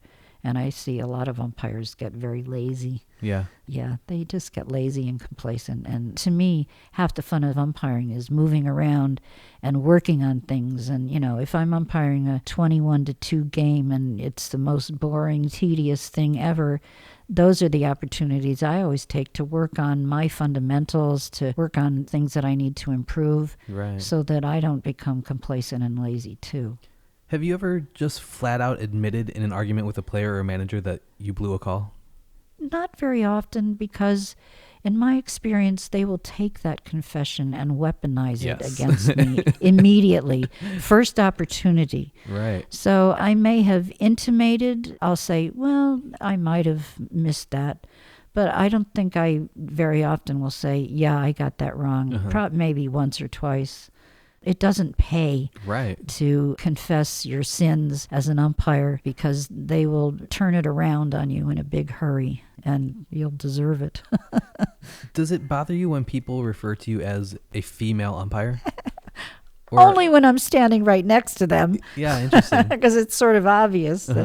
But nobody's ever called a male umpire. Exactly. We were talking about music before, and I know the bands that I'm friends with that are female fronted hate being referred to as a female fronted band, because you never say, oh yeah, Nirvana was male fronted. Exactly. Like, no, they're just a band. Right. So do you take that same outlook when people call you a female umpire? Like, no, I'm just an umpire. I do, in a sort of existential way, but, my thinking is we're working to change that, to normalize women fronting bands and being umpires. And the sooner people get over saying female umpire or male, like you said, they don't even say male, that's the default, the better it will be for everybody. But yeah, I get amused. Sometimes I get irritated. You just have to learn to go with the flow. And, when a stink is required, you make a stink. And when it's better to just go on and operate under the assumption that, if you prove yourself worthy, that you can change somebody's mind, that's going to happen. Yeah. And of course, it doesn't always happen. Have you kept a record of every game that you've ever umpired? Like, do you have a rough estimate of how many games you've called? Oh, no. I mean, I may have calendars. Estimation is that since 1982, I've worked 150 to 200 games each year, except for last year when I worked about 60. I got 60 games in before the pandemic hit. So in my 41 year career, that's 8,000 games. Yeah. Between 7 and 8. But bear in mind, those are not all 9-inning games. Some of them are 7 innings. Of course, some of them are 14 innings. Exactly, yeah. What do umpires feel about extra inning games? Do you want them to just be over? Or yes. Yeah. Yes. Yes, absolutely. Yeah. Yes, swing the bat, make the outs, get us out of here. Yeah. Not in a biased sense. It doesn't affect our focus on maintaining rigid adherence to truth and honesty out there. But yeah. But the strike zone might expand a little bit. Well, I don't want to say that, because that makes it sound sort of cheesy. But we learn techniques to accelerate the pace of play when that's called for, when it's starting to drag, and often in extra innings that can happen when nothing is happening for a while. Right. When it's 1-1 in the bottom of the 15th. Yes, yeah. You were part of the first all-female crew to umpire a Major League Baseball spring training game. How did you set that up? I was very lucky that the equipment manager for the Mets hired me to hire other umpires for the games that weren't covered by minor league baseball, the intra-squads and the split squads, and there used to be quite a few of those every spring. So I would hire umpires at my discretion, and in 2008, the Mets were playing the University of Michigan. Right. That was Fred Wilpon's alma mater, so he flew the team in, and the equipment manager just called me and said, we've got this game, they want 4 umpires. So I just got it in my mind, okay, this is my chance. And I called up the 3 women that I picked to umpire with me. I didn't tell any of them what was happening. I got them rooms right here at the Holiday Inn because my friend Joey's wife worked there, and I got them each a room for $25. So that was great that they all had hotel rooms for such a pittance. And the next day, I said, be in the parking lot at such and such a time. And they all got out of their cars and they all see each other standing there. And slowly the light dawns. And it was funny. I didn't realize that two of the umpires were kind of feuding at that point. And one of them got a little out of sorts and threatened to leave. And I kind of read her the riot act. I said, this is history. I mean, very obscure history, but history nonetheless. And I'm not letting you walk away from this. And she relented, and I could tell after the second play she was kind of styling out there and getting into it. So she was glad that she had held her temper in abeyance, and it turned out to be just a spectacular day. And we got great reviews from the players, and there were a few and some media coverage. Yes, yeah. The picture of us at home plate taking the lineup card from Willie Randolph rocketed around the world. It was on the front page of the LA Times and in the Japan papers. And yeah, it was my 13 minutes of non-obscurity. Did that game feel different than any of the other games that you umpired, or once it got going, it was just another baseball game? It felt different to me because it was so special to be out there on that beautiful field working with my friends that were so special to me. Because the game itself was so much fun. It's so much fun working with major league players. People think it must be harder in some ways. And in some ways it is, because obviously they're a lot faster and stronger and you have to be prepared for that. But the level of talent and skill basically makes umpiring easier rather than more difficult. Right. Because they're so polished and practiced, it makes what we do easier. And it was just like one of those games where everything is just completely zen, and I became one with the baseball, and everything just seemed to flow smoothly. And the way it ended was so great. There was a runner who hit a ball that hit the line on the outfield fence, and it was my bad that I hadn't gone over that at the home plate meeting with my partners. I'd worked there before, so I knew that if it hit above the line, it was a home run, regardless of whether it came back onto the field. So my partner, who was the outfield umpire who made the call, did the right thing immediately. She turned around to me and came over to me and said, "Perry, I'm not sure. I saw the ball hit the wall above the line, but I'm not sure what that call is." And I said, "That's a home run." And the runner was on second base waiting. Sandy Alomar was already coming out of the Mets dugout to start jawing at Teresa, my partner who was making the call. And she turned around and she made the home run sign. And Alomar, big beam across his face. The score had been 4-2 for the college kids at that point. And everybody, they wanted these college kids to win. They didn't want the Mets to win. So when Teresa turned around and called home run, which meant that the score would end up 4-4, a tie, that the Mets had tied it up in the bottom of the ninth, the crowd just went wild. They loved it, that they didn't lose. They tied. And the runner on second made the sign of the cross and threw a big kiss to the clouds. It was so fun. So much fun. Such a good memory. Cool. And oddly enough, literally 6 hours later, it was pouring rain and the temperature had dropped 30 degrees. And I don't know, it was just like that game was blessed. Yeah. And unfortunately, I haven't been able to repeat it since, but I will. And hopefully baseball will see the light and start getting women working together instead of keeping us separate. I wanted to ask about that. There has never been an all-female umpiring crew in a Major League Baseball game because there has never been a single female umpire in a Major League Baseball game. Yes. Why? Because of the resistance that has driven decisions up until very recently. And like I said, there's been a pretty major shift in attitude from the primarily men who are in positions to change that, as they slowly realize that women are capable and competent and make excellent umpires and even better partners. Because being a great umpire is something that can be taught, but being a great partner is something very different than that. And not every great umpire is a great partner. And when you're lucky enough to have somebody that's both, that's who you want to work with. Yeah. And that's what I strive to be, and I think what most umpires strive to be. You've said that you're sick of being first and having to continue to break those glass ceilings. So how daunting is it to continually have to be the first woman to do things in baseball? And what does it say that here we are this deep into the 21st century and there are still things that women have never done or been allowed to do in baseball?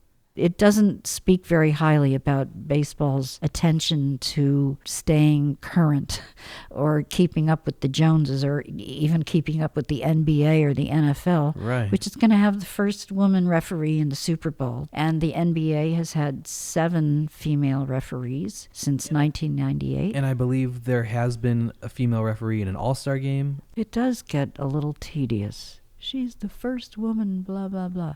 Yeah, and there's always that tinge of irritation when I hear that, and I'm sure other women experience it too, because we think, yeah, well, the only reason she's the first or I'm the first is because nobody else was given the opportunity or granted the opportunity. Women were denied and rejected at every turn. Mm-hmm. It's just crazy to me that these other leagues are putting female umpires and referees in the biggest situations, and baseball can't put them in any situation. Well, other leagues have a slightly faster track to the upper echelons of their sports officiating. A lot of basketball and football referees are taken from the college ranks. Of course, they're given additional training and polishing, as opposed to baseball, where the standard progress is at least 8 years toiling away in the minors for very low pay, little appreciation, and you don't even know if you're going to be working the next season. They keep their umpires. Or this season. You don't know if you're working now, this season. Minor league umpires don't know where they're going to be this season or if there is going to be a season. Crazy. It's all dependent on what MLB decides now, and it is very frustrating and not fair. And it wouldn't be that difficult to change so that it would be more fair and make the umpires feel like they're not being treated like disposable detritus that can just be treated poorly and somebody else will be right there to fill their shoes. No, they should be valued and treated with respect. And that hasn't really happened in 40 years. And we're working towards getting that respect and better treatment, better pay for the minor league umpires. Cool. They deserve it. It's tough. That's a tough job, tough life. I tip my cap to them. I've been actually kind of lucky that I've been in amateur baseball mostly since I've been umpiring. Yeah. Because I'm not beholden to anybody for a job. Mm-hmm. I'm an independent contractor. I can work when I want, where I want, basically. And I don't have to kowtow to a supervisor or worry about if I'm going to be working somewhere next season. But does that mean that you have to work harder to find jobs? Because you have to always be seeking out work instead of knowing that, like, next season I'm just going to be in this one league or whatever the case may be? It did for the first 20 years, probably, as I was establishing myself and getting a reputation and getting my name out there as somebody that would show up on time, be dependable, sober, important. But once you do it long enough, assigners and supervisors and tournament directors know your name. So I don't really have to make a huge effort now to get games or assignments. Yeah. If I wanted to work the Olympics or another World Cup or something, I might have to. But right now I'm sort of content to do what I'm doing because I have a lot of side projects in the works, including the museum and the Maud Nelson Hall of Fame project, getting her into the Hall of Fame. So that's going to take some attention and energy. Yeah. But I am so looking forward to getting back onto the field. What do countries like Japan, Australia, and Canada do so well, and why aren't more countries doing that? They draw women to the baseball diamond with programs that are funded and that provide opportunities to play, places to play, equipment, uniforms, expense money. I'm not talking about paying the players or anything, but they just provide a lot of the financial support that is needed to get a league going or an association.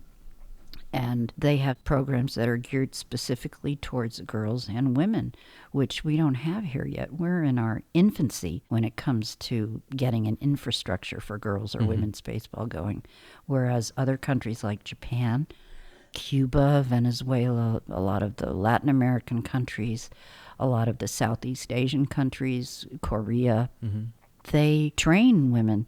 They understand the need for good referees. Cricket is hugely popular over in Asia, and they don't shut women out for obvious reasons, because if they did, they'd have a shortage of referees. Well, what I've never understood about American baseball's refusal to include women is that forget about Title IX or being inclusive or doing things because it's the morally right thing to do. Baseball has shown time and time again that literally all it cares about is money. So just from a purely financial standpoint, it doesn't make sense to automatically cut out 50% of your possible audience just because you don't care if they feel like they're included. You're so right. If baseball were really paying attention, the people that are in charge of expanding its reach would grok that we are much more valuable as participants than as mere spectators. Right. Because it opens up a whole new revenue streams, opportunities to create new ways to get women and girls involved for which they'll spend money happily, and relegating us to sitting in the stands, appreciating our brothers and boyfriends and things like that. Gets old. Yeah, and there's a difference between being an active participant and active audience member, yes, as opposed to just being somebody who tagged along because your little brother needed a ride, right, or whatever the case may be. Like, if you played the game and love the game, you're going to want to go to more games, and you're going to want to spend money and buy jerseys and buy tickets and buy the MLB.com package where you can watch, like, that just seems like such common sense. Yes. How are they not seeing that? I don't know. Or are they seeing it and they just don't care? I have no idea how anybody could think that cutting 40 minor league teams completely out of the picture would be good for baseball, because that's exactly what you were just touching on, that love for baseball that's instilled in kids from very young ages because of their contact with minor league baseball, or with people that are involved with it, that become role models for them, or people that they admire and that they look up to, and they say, wow, she's doing it, maybe I can too, or he's doing it, maybe I can too. Yeah, baseball, it seems like it's just lost touch with that element of it that's so important to its growth and continuation and thriving as a sport, because so many people are turning away from it in favor of other things. What I just don't get is they continually talk about wanting to grow the sport, but all of their actions show that they're only interested in the short-term profits, not the long-term health of the sport. Exactly. I don't get where that disconnect is coming from and why they don't see, that there are ways that you can make this profitable today and profitable 20 years from now, and not have to do something that's catastrophic to your sport or completely change it or blow things up in a couple decades when things aren't working. And, how many player stoppages are we going to need to see? Yeah, or umpire strikes. Right. Yes, I get exactly what you're saying. And I guess because of Rob Manfred's frame of reference as coming from a lawyer background, people accuse him of hating baseball.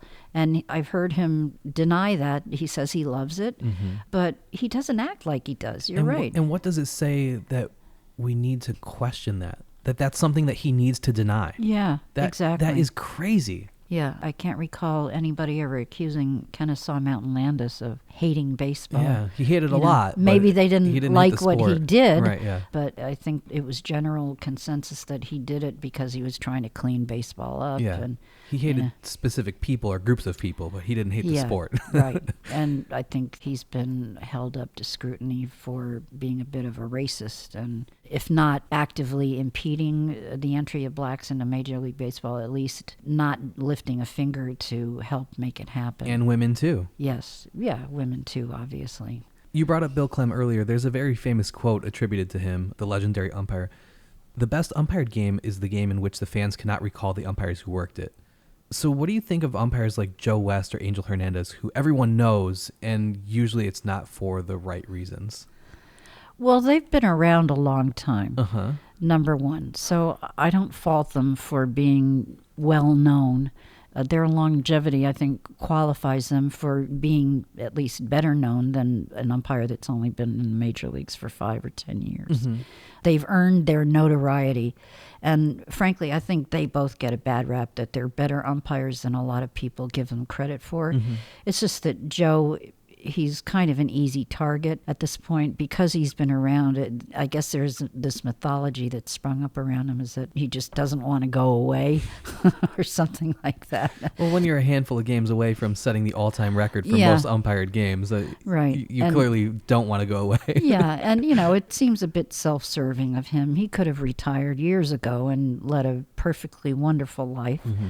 But it's hard to reach that point when you have to look yourself in the mirror and say, it's time to hang it up. Mm-hmm. That time is approaching for me, and I'm wondering if I'll be able to walk off the field on my terms instead of somebody else's terms before that happens. Yeah. I've seen it go very wrong for a lot of guys, unfortunately, because they wait too long, and it gets to be sad. Mm-hmm. And I definitely don't want to be that. I have too much love and respect for the game and for my partners. So I just hope that I have the fortitude, to be honest with myself when it gets to that point. But as far as I'm concerned, anybody that is a major league umpire, I'm not going to criticize, mm-hmm. Because I know what it takes to get there. Yeah. And they can be the most talentless umpire in the major leagues, and they're still 1,000 times better than I'll ever be, or that most umpires will ever be. But I think for Joe West in particular, it seems like the gripe that most people have with him is that it appears that he wants to make the game about himself. Yeah. You always know when Joe West is calling a game because he'll let you know. Yes. So what do you think about umpires who seem to go into games having that this game is about to be about me mentality, or seemingly actively creating adversarial situations within a game to draw attention to themselves or things like that? I don't like it. Do you think that there are umpires who do that? I've worked with umpires who do that. Yeah. Like I said, I think Joe West and Angel Hernandez get kind of a bad rap that they're not as guilty of that particular sin as people like to ascribe to them. Mm-hmm. They just make convenient targets because once you get a reputation, it's hard to outpace it or to change people's minds.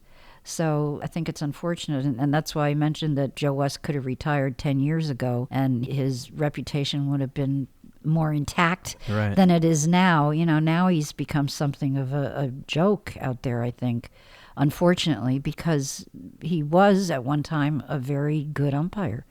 Excellent. Right. You don't stick around as long as he did in the major leagues without being great at some point. Yeah. And, he's not terrible now.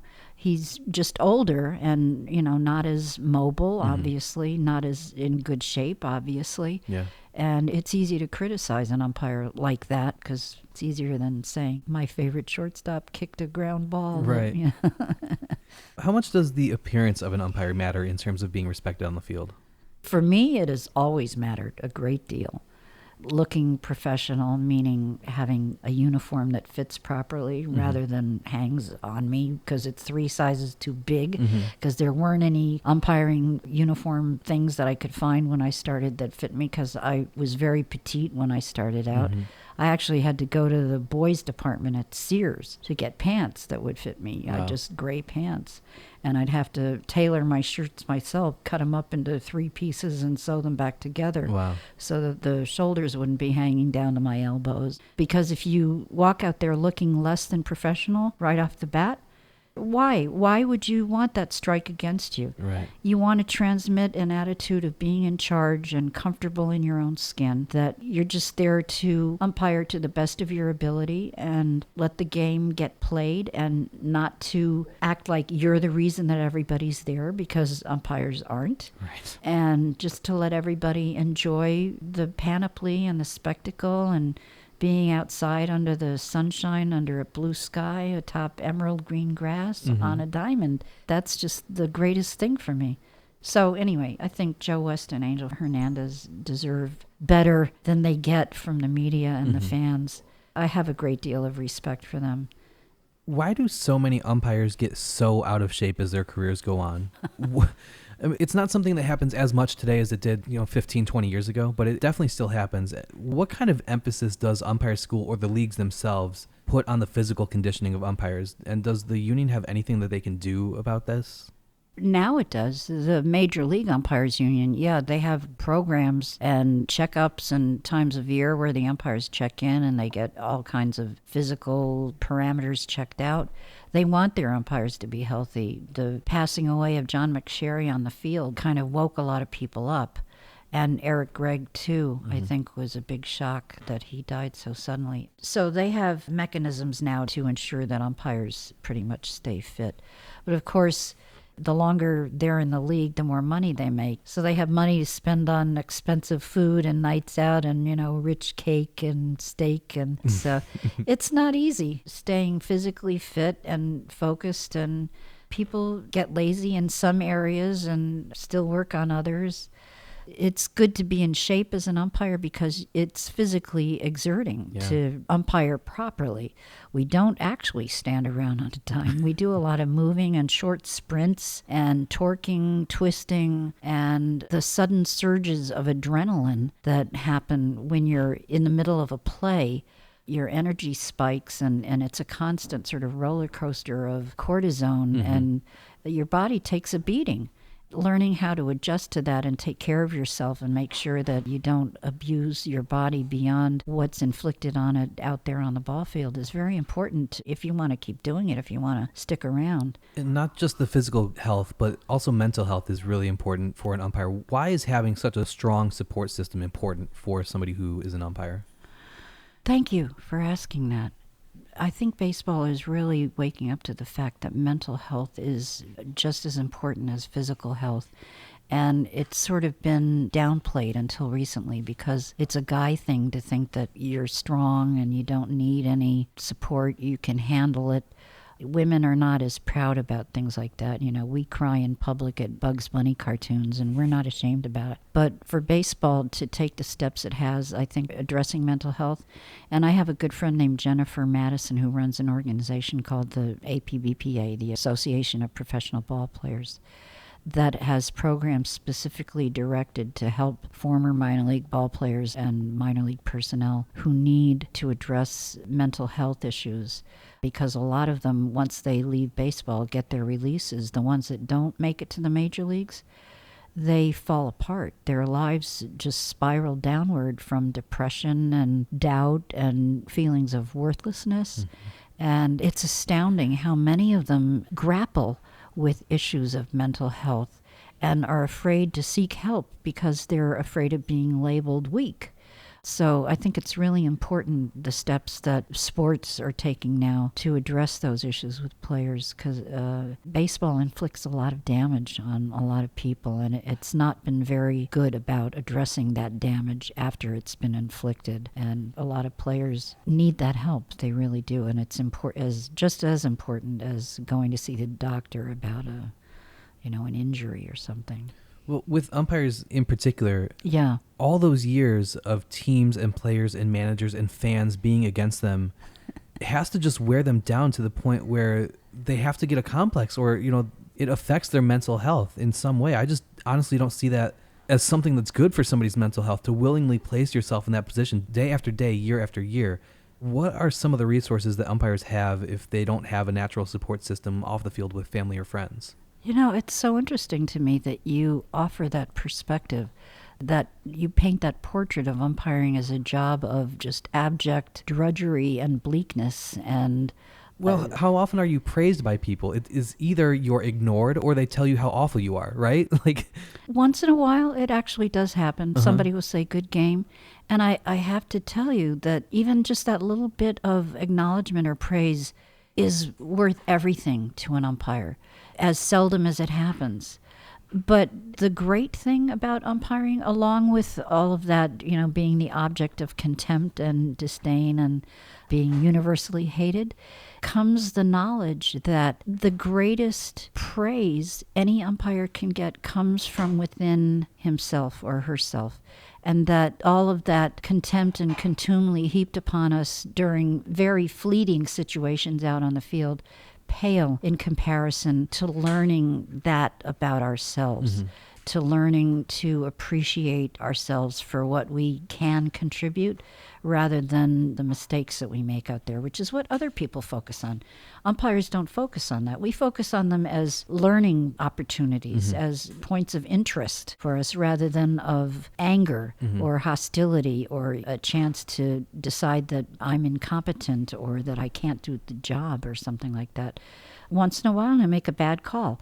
30 or 40 years ago, it might have eaten away at me for days or weeks. And I'm sure there are umpires that have umpired for a long time, and it does eat at them, and they drink.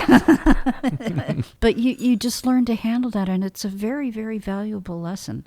Chiefly, umpires learn that all of that stuff that you talked about, being the object of derision and, people thinking that we're terrible all the time, it's really not like that for most umpires, because most of us who have umpired for any length of time, we achieve a level of some competence depending upon where we're working, what leagues, what level. They won't advance, basically, if they're not competent to advance to the level to which they're assigned. You won't get umpiring jobs. Right. Sometimes you will, but, you have to prove yourself over and over and over. So it's very odd hearing you describe umpiring in that way. And my takeaway is that it's much more important to focus on the positive part of that, which is that most of the time we feel on a very intimate level with the game itself in a very special way, and that we're giving back to it, and that even if we make an occasional mistake out there, that we're not turning the game into a travesty, we're not making it a dismal event, we're just being human. And learning how to handle those situations is very important, not just in baseball, but in life in general, in your daily life with your friends and your family. You've said that watching yourself on video is a great way to improve. What is so beneficial about being able to see how you're umpiring a game? Because the physicality of what an umpire does out there on the field can make a big difference in people's perception of him or her, of her expertise. You can be very smart, have a very good grasp of the rules, be confident, but if you make your signals in a way that looks crazy or weird, and sometimes I see video of umpires in the 50s and 60s, and it's hilarious because they didn't have umpire school before then, right. And it was just umpires made up. It was the Wild West, right? Yeah. There was a lot of individuality out there. Not that there's only uniformity now with the schools, but they teach good fundamentals.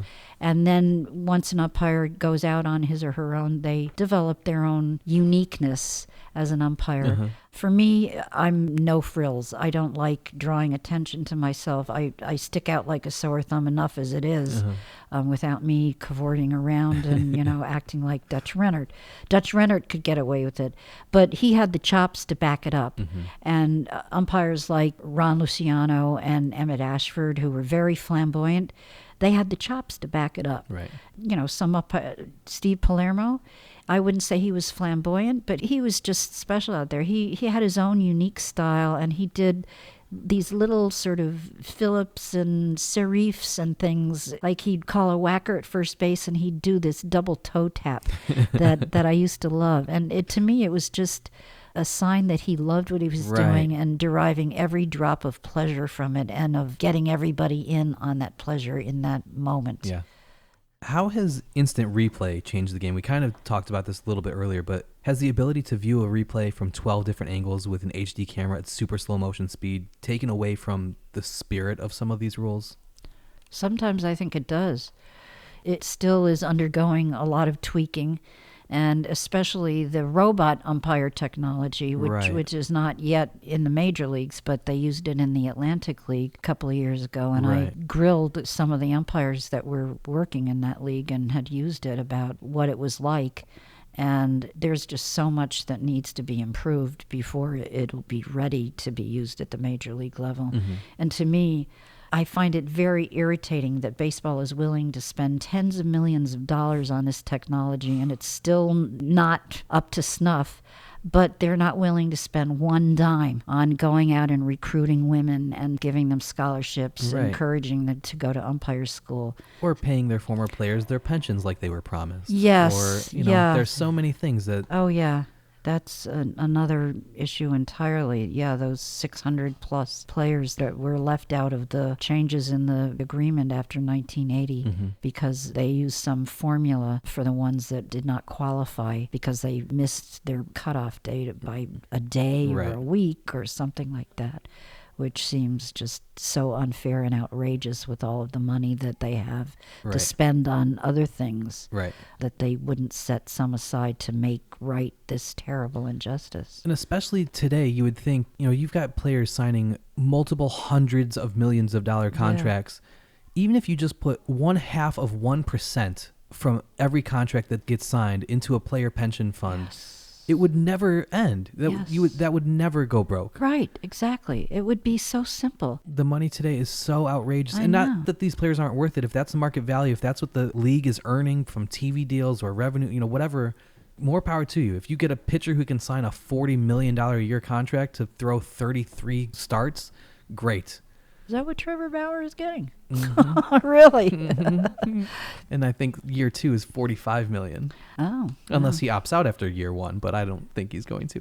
But the money that these guys are making seems astronomical to a normal person who is hoping to make $40,000 a year. Yeah. But they don't have 55,000 people paying to watch them do their work every day. And buying T-shirts that have their name on the back of it because they want to be like them. It's apples and oranges. I've never really liked or understood the people who compare their job to a major league player or a professional athlete because it's not comparable. Well, everybody could do what major leagues do. Right? Right? It's simple. Just get out there and swing the bat. But yeah, I absolutely agree.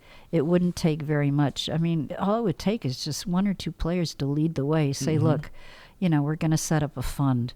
Very little percentage of whatever they make. And that kind of happened this past year with the pandemic and the teams being like, you know what, we're not paying our minor leaguers. And then you had some players like David Price who was like, I'll take care of this, you guys. Yeah, bless him. There were a couple of organizations that stepped up and raised funds to, there was a group that had something called Adopt a Minor Leaguer, and a couple of the women baseball writers, Emma Basilieri, they wrote stories about what was going on and how terribly the players were being treated, and it made a big difference. And with the umpires, too. The umpires had gotten an email that they were going to be required to return their per diems. Right. At the end of spring training last year, which I'm sorry, that's life and death money to some of those umpires. They make so little to begin with. And after 3 days and making a lot of noise and a big stink all over Twitter and social media, Minor League Baseball reversed its decision and sent another email saying, okay, well, we've changed our minds. You don't have to send that money back. Yeah. But why did they even think of doing that in the first place? It just doesn't make sense to me.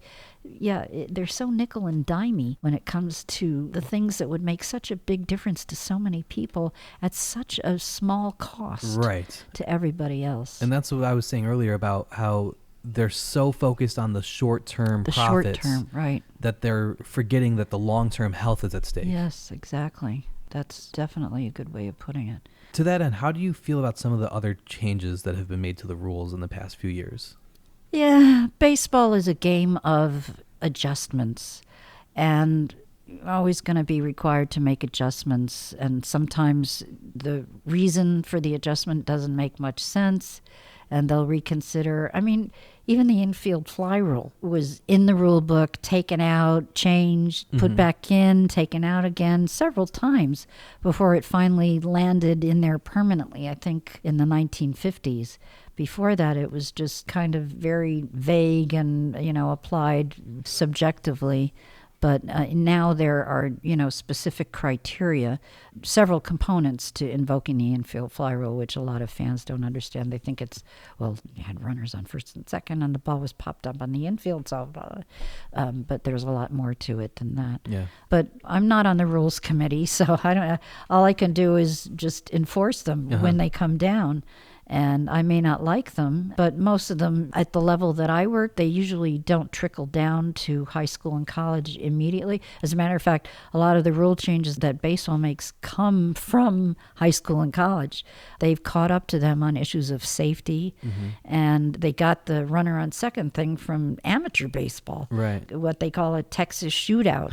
When I work at the Roy Hobbs tournament or the MSBL out in Arizona, they use that when the games go into extra innings. Yeah. Because it's supposed to cut down on extra innings time and cut down on the tedium of a game that goes hours and hours and hours. You know, that becomes less fun than, a well-played, well-pitched game. And less safe. Yes, exactly. Yeah, the longer you're out there, the more open you are to injury, obviously. What are some of the ways that an umpire can speed up the game, and what recommendations would you have for Major League Baseball to make the game better overall?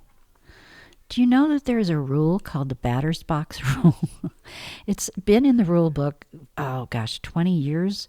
We were talking about it when I was at umpire school in the 1980s. And then when I went back in 2005, it was definitely in the rule book. And with me, that is the single most valuable tool an umpire has at, I don't want to say dictating, but having a good effect on the pace of the game, is to enforce that batter's box rule, to make batters stay in the box or at least keep 1 foot in the box rather than stepping out after every pitch. Because I figured it out mathematically.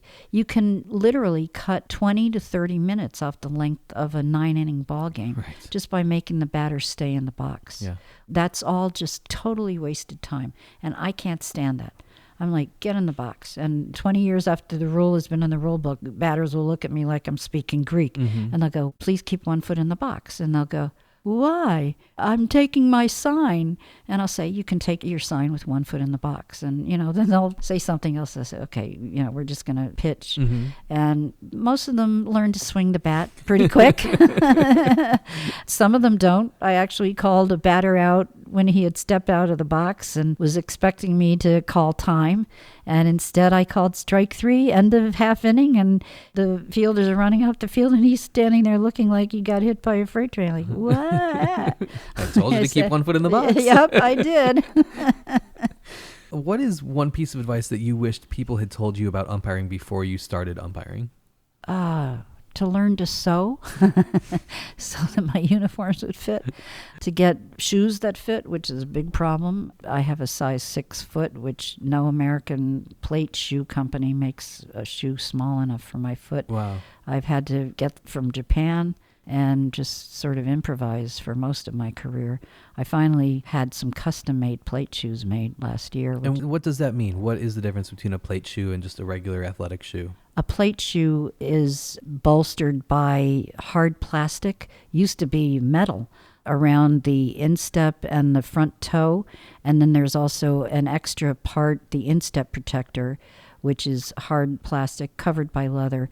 But that's because our feet get hit constantly by foul balls in the dirt. We take a lot of punishment. And if we just wore regular sneakers or something, we get knocked. Yeah, exactly. We get knocked out by, if you're wearing a good plate shoe, you have a lot of protection there. And I mean, it'll sting, but you're not knocked off your feet. Right. So it's important to have good equipment and properly fitting chest protector, shin guard shoes. And I wish I had known that it was going to be such a problem, because I might have started taking steps to change the reason why it's so difficult for women to get properly fitting clothes and equipment back then. And I probably also would have wished that somebody had told me that I was going to be doing this 40 years later. Not because I would have reconsidered and done something else, but because I think I would have liked to have been surprised.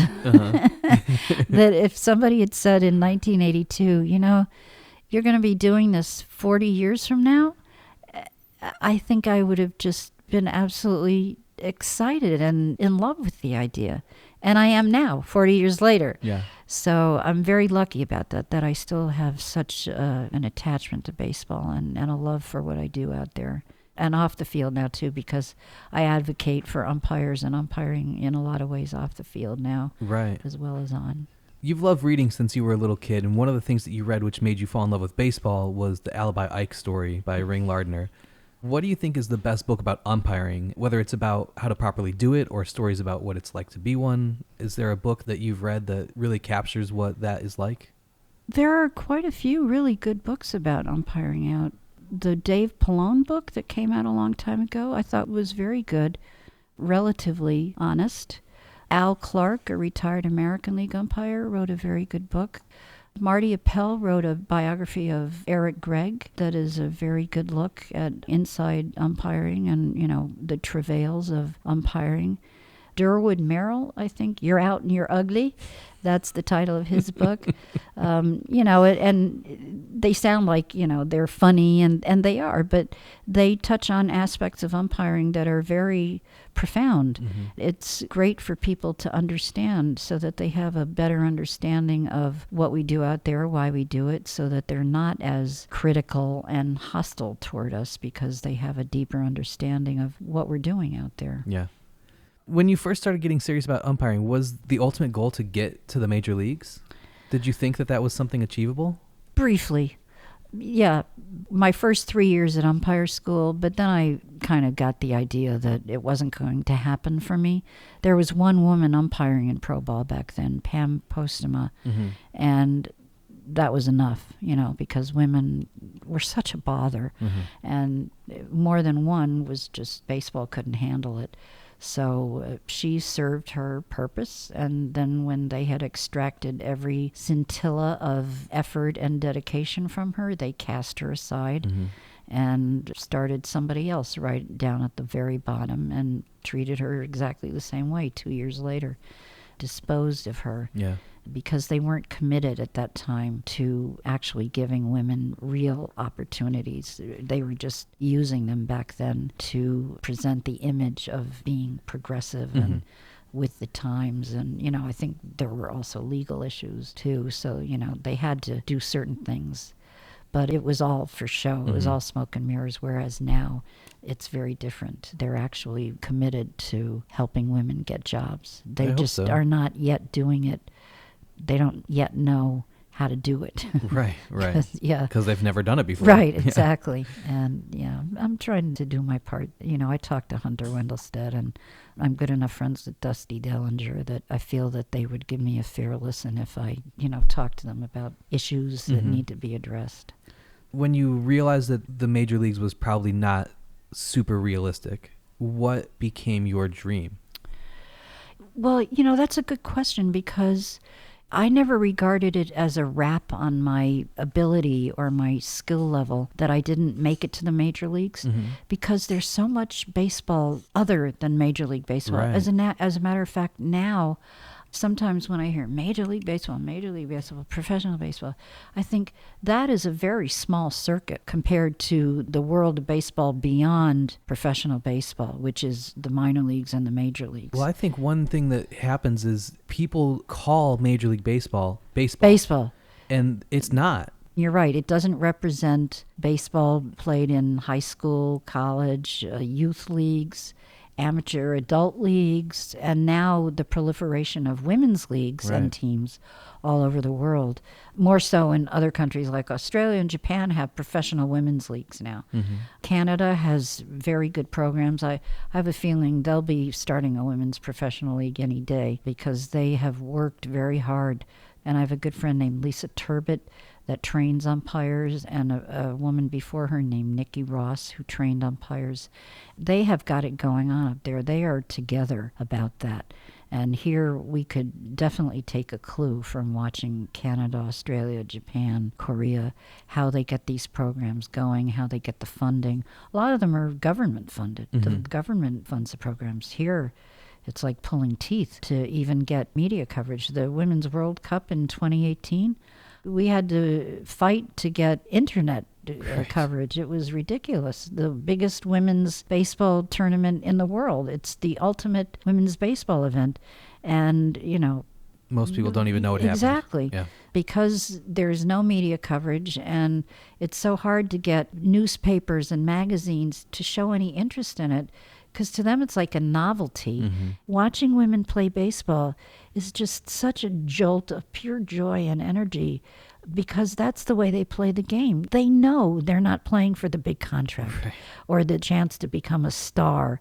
They play because they love the game, and it's in their spirits and their hearts. Yeah. And that's how they play, and that makes it such a pleasure to watch. And if only they were given a little television coverage, other people would see that, and the sport would grow by leaps and bounds. But right now that hasn't happened, and we're working on that too. So what changes would you like to see with women in baseball in the next 5 years, and then 10 years, and then 20 years? Like, what benchmarks do you think should be hit and feasibly will be hit? Benchmarks, good question. More visibility on network television, social media, magazine and newspaper coverage, programs that make it possible for girls to play in greater numbers in more places, and that have mechanisms to attract new players, to keep the influx of players going so that it doesn't stagnate, because that's what's happened in the last 40 years, especially with umpiring. It just sort of stagnated in place for a long time. And if you don't get rid of that obstruction that's causing the stagnation, people aren't going to be able to get through it to start the flow again. So that needs to happen. There's a lot of work to be done. So I'd like to see an infrastructure start to be built, more of a centralized office or organization for women's baseball, so that it's not piecemeal, one little league here, one there, a few teams here, with no cohesive strategy for growing the women's game. So I would like to see that, for more women to get together and map out a pathway to growth and expansion for women's baseball here in the United States. Do you think that there will be a female umpire in the major leagues within the next 10 years? Oh, yes. Yeah, there are two that have a very distinct possibility of making it within the next 5 or 6 years. The ones that are in high A right now. And there were two behind them that I said earlier should have been working last year, but didn't, and hopefully will be as soon as minor league baseball starts up again. So that's 4 in the minor leagues. And the two that have the best shot, Jen Paul and Emma Charlesworth-Seiler, I'm hoping that they promote them at the same time, because that would be the real test for me of baseball's commitment, because the first one, it's going to be so tough for her. She's going to have the weight of the world on her shoulders. And I think having two at the same time would make a big difference, even if they're not partners, which I would love to see. But of course, they're afraid of that too. I mean, women have been refereeing in the NBA since 1998, but only 2 weeks ago, for the first time, did 2 women work on a crew together. So progress is slow and incremental, but that's baseball's way. It always has been for the last 200 years. But women are persistent and patient, and we're going to make those changes eventually. So it's useless to resist. Resistance is futile. If there are any girls or women listening to this episode right now who are interested in possibly becoming an umpire, or even just learning what that might entail, what should they do? Where should they go? Who should they reach out to? There are resources now that are very helpful. Thank you for asking that question, because when I started, there weren't.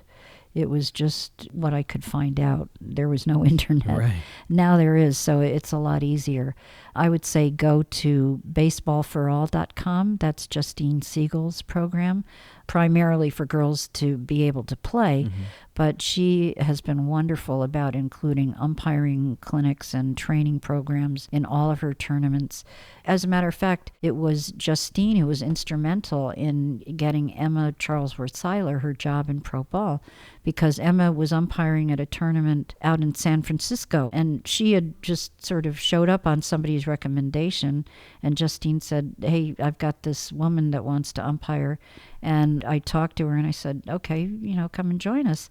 And she had a couple of the major league supervisors come to the tournament, And as soon as they saw Emma, oh my, they were all over her like flies on honey. They recognized her potential right away. I was just so thrilled because I think I mentioned earlier that when I was there, they could never make that projection for me. I always felt that way anyway, that I was cast as what I was then, which was very raw and inexperienced, obviously. But they saw Emma's potential. And I see video of her from that tournament and video from what she is now. And I have to laugh because she was just like raw putty at that point. And she has worked so hard and turned herself into a really solid umpire with great mechanics. She's so much smoother now, and it's obvious that she's worked really, really hard to keep improving and to prove her value to baseball as an umpire. And I have every confidence that if she stays healthy, and that's a big if, she and Jen too. And Jen is a lot older than Emma, so she's going to have to work extra hard to stay healthy. Yeah. But, I hope they both make it at the same time. What is the International Women's Baseball Center, and how can people get involved with that? That's the other resource I was going to mention. Thank you for bringing that up. Our mission is to preserve, protect, and promote all aspects of girls and women's baseball. We have online resources for girls who want guidance about how to become an umpire, what books they can read or videos they can access before they seek out jobs with their local little leagues or youth leagues, which is always a good place for an umpire to start. Because if you jump into umpiring adult baseball, your first or second game, it will often make an umpire feel so awful that a lot of them don't continue. And that's a shame, because a lot of umpires that quit way too early could turn out to be really great umpires later on if they had just stuck with it. Right. And the reason they didn't was because they got discouraged, because they didn't have a support system. They didn't have somebody constantly encouraging them and pumping them up. And it can be a very long, lonely existence. Like I said, you have to learn to seek the praise from within yourself and be satisfied with that rather than coming from external sources. But it helps, and I think it's very necessary to have a support system. Like for me, when I started, I didn't have one. People didn't want to work with me, so I created my own. I got my sister as my partner, and my mother was always supportive. My mother drove me to my first Little League game when I was 28 years old. And God bless her, she sat in the stands and almost came to fisticuffs with people who were saying nasty things about me while I was umpiring. And by the end of the game, she had charmed everybody and called me over and was introducing me to people that 5 minutes earlier had been glaring at me like I was Bonnie Parker or something. And my mother just had everybody wrapped around her little finger, and she was to this day, I don't think I would ever have thought of umpiring if it hadn't been for her suggestion that one night in Palm Springs. She just was able to connect some dots that I don't think I ever would have. So I owe her a lot, her and my sister and my brother too. Is there anything that we didn't touch on that you'd like to let people know about, whether it's the APBPA or more things like the International Women's Baseball Center, or why that museum is hopefully happening in Rockford? Like, why did you guys pick that site? I didn't actually pick it. It literally fell into my lap. And I feel personally very responsible for the project because it was me hearing a man named Greg Schwanke wandering around in circles, pacing around the parking lot across from Byers Stadium where the Rockford Peaches played. I had worked a women's tournament there on that field, and I was in the parking lot changing out of my plate gear, and I saw Greg pacing around mumbling to himself about, I can't take over this property. I don't know what to do with it. I'm not a 501c3. And my ears perked up because literally 3 days before that, the IWBC had gotten its certification as a 501c3 nonprofit.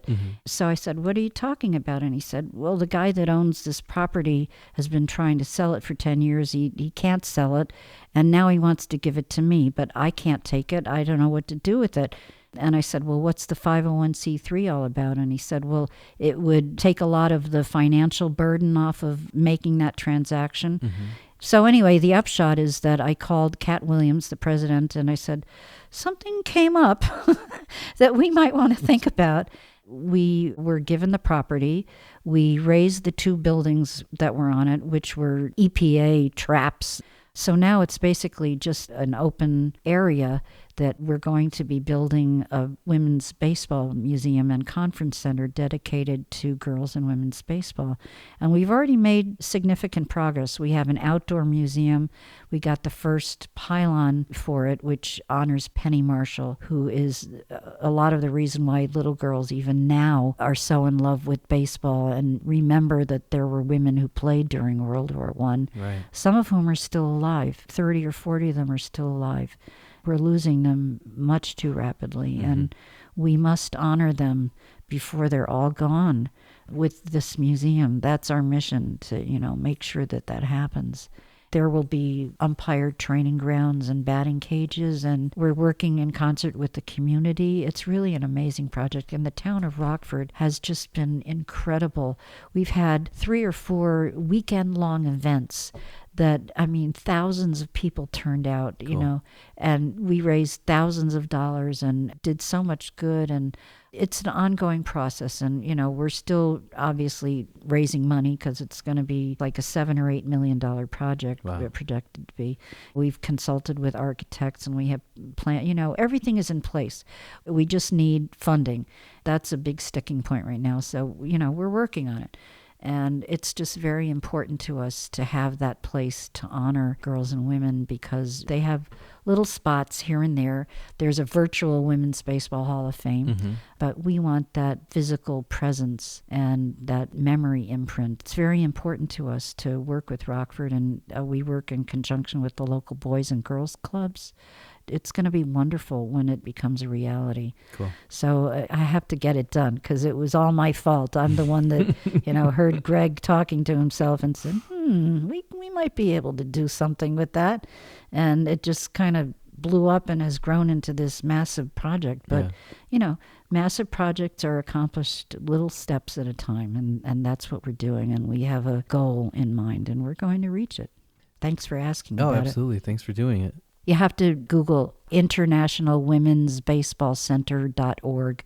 On Twitter, we're IWBC4, the number 4, me, IWBC4me. Yeah. We link to events that are going on and conferences, and Justine Siegel has been amazing this year about hosting Zoom sessions. She hosted one last week with Bianca Smith, the coach that was just hired by the Boston Red Sox. Yeah.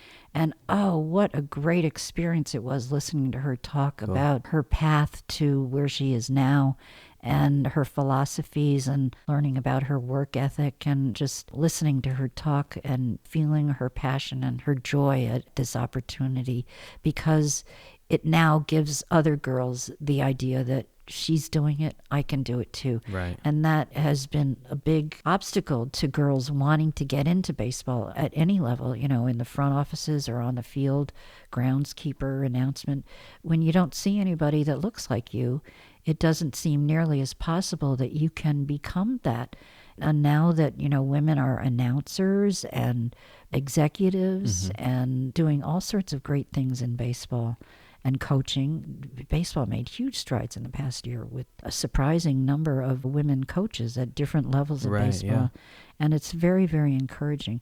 But we don't want it to just be window dressing. We want it to be the augur of real change for the entry of more women. Not so that we can invade and take over, but just to participate and infuse fresh blood, fresh ideas, and our very valuable female perspective, which has been missing for far too long. And I think that's part of baseball's problem, why it's sort of hit bottom in a lot of ways, mentally and emotionally, for a lot of fans. We just don't feel like we're connected to baseball the way that kids used to feel back when I was young. Yeah. Revitalizing that attachment to baseball is crucial to its growth, and its ability to thrive and keep attracting new audiences and new participants. How can people reach out to you and follow you on social media if they want to do that? I am on Twitter at Perry Barber, PerryBarber. You can find me on Facebook. Just type in my name. And I'm working on different writing projects right now. Obviously, I'm starting to kick into high gear this campaign to get Maud Nelson elected because it's a very convoluted process getting anybody even nominated for consideration as a candidate. This year, there are 2 eras of baseball that are being smushed into one, as opposed to 10 candidates from Maud's era, which is called the early days, before 1950. They would have ordinarily taken 10 candidates from that era this year, but because there was no Hall of Fame ceremony last year, they're combining it with the era right after that. So she's competing with people like Gil Hodges, who I would love to see get into the Hall of Fame, and some other older Negro League players. She's got some very stiff competition for one of those positions. We're strategizing to get her name out in front of this committee, which is called the Historical Overview Committee. I think I can muster the necessary support. It's just a matter of doing it strategically and in a way that doesn't hurt anybody. I'm not going to trample on anybody else's candidate because I think they're all worthy, the ones that I've heard about so far. But I just think that Effa Manley deserves to have a friend in the hall. Yes. She's been the only woman since 2006, and nobody wants to be the only one anymore. And a lot of us don't even want to be the first. It's nice to be the first because you get praised and petted a little bit. But then if you don't have people joining you and benefiting from the door that you have opened, it doesn't really seem very valuable to have, been the first. But how do you know when those people might be benefiting? Like, you look at Amanda Clement as a hero. How do you know that 130 years from now, somebody's not going to look back at you as their hero? Well, I don't. That's so true. You never know who you will inspire by the smallest, most inconsequential act. And I know that for a fact because it's happened to me. A couple of years ago, I saw a tweet from one of the umpire schools that they were going to have a student that year who went because she had seen my TED Talk online and gotten the idea that this is something that she wanted to try. And I just was floored. I mean, I'm getting a little verklempt thinking about it right now, that, something like that could happen because of me. When I started umpiring, it was all about me and my upward mobility and my ability to get assignments and work and things like that. But obviously, my focus is now all about opening those doors for other girls and women and providing them support and resources and encouragement so that they don't get discouraged. Because it's always been one of baseball's most annoying and beautiful paradoxes to me that right at the beginning of an umpire's career, when he or she needs support and encouragement the most, because they lack the experience to get praise and encouragement, they are instead subjected to a lot of criticism and contempt. That's the time when they need the most support, but when they get the least. Because of that paradox, that they don't have the experience that later on will render them relatively immune from the vicious hostility. There is a lot about baseball that is so paradoxical and counterintuitive. I keep saying that's one of the invisible things about it that makes it so wonderful and beautiful and such a great experience and an interesting, challenging thing to do and always be thinking about. And I'm not defined by my umpiring, but it's just such a big part of me. Because there are so many things about umpiring that bleed out into my regular life that, I can use to help me in my relationships. Is there anything else that we didn't get to that you want to let people know about? No, just thank you for driving all the way from South Carolina to do this. Thank you so much. I can't tell you how much I appreciate your time. And, thank you. And Is it almost time for Jeopardy? Yeah, it is. Okay. Thanks, Perry. Thank you, Dan.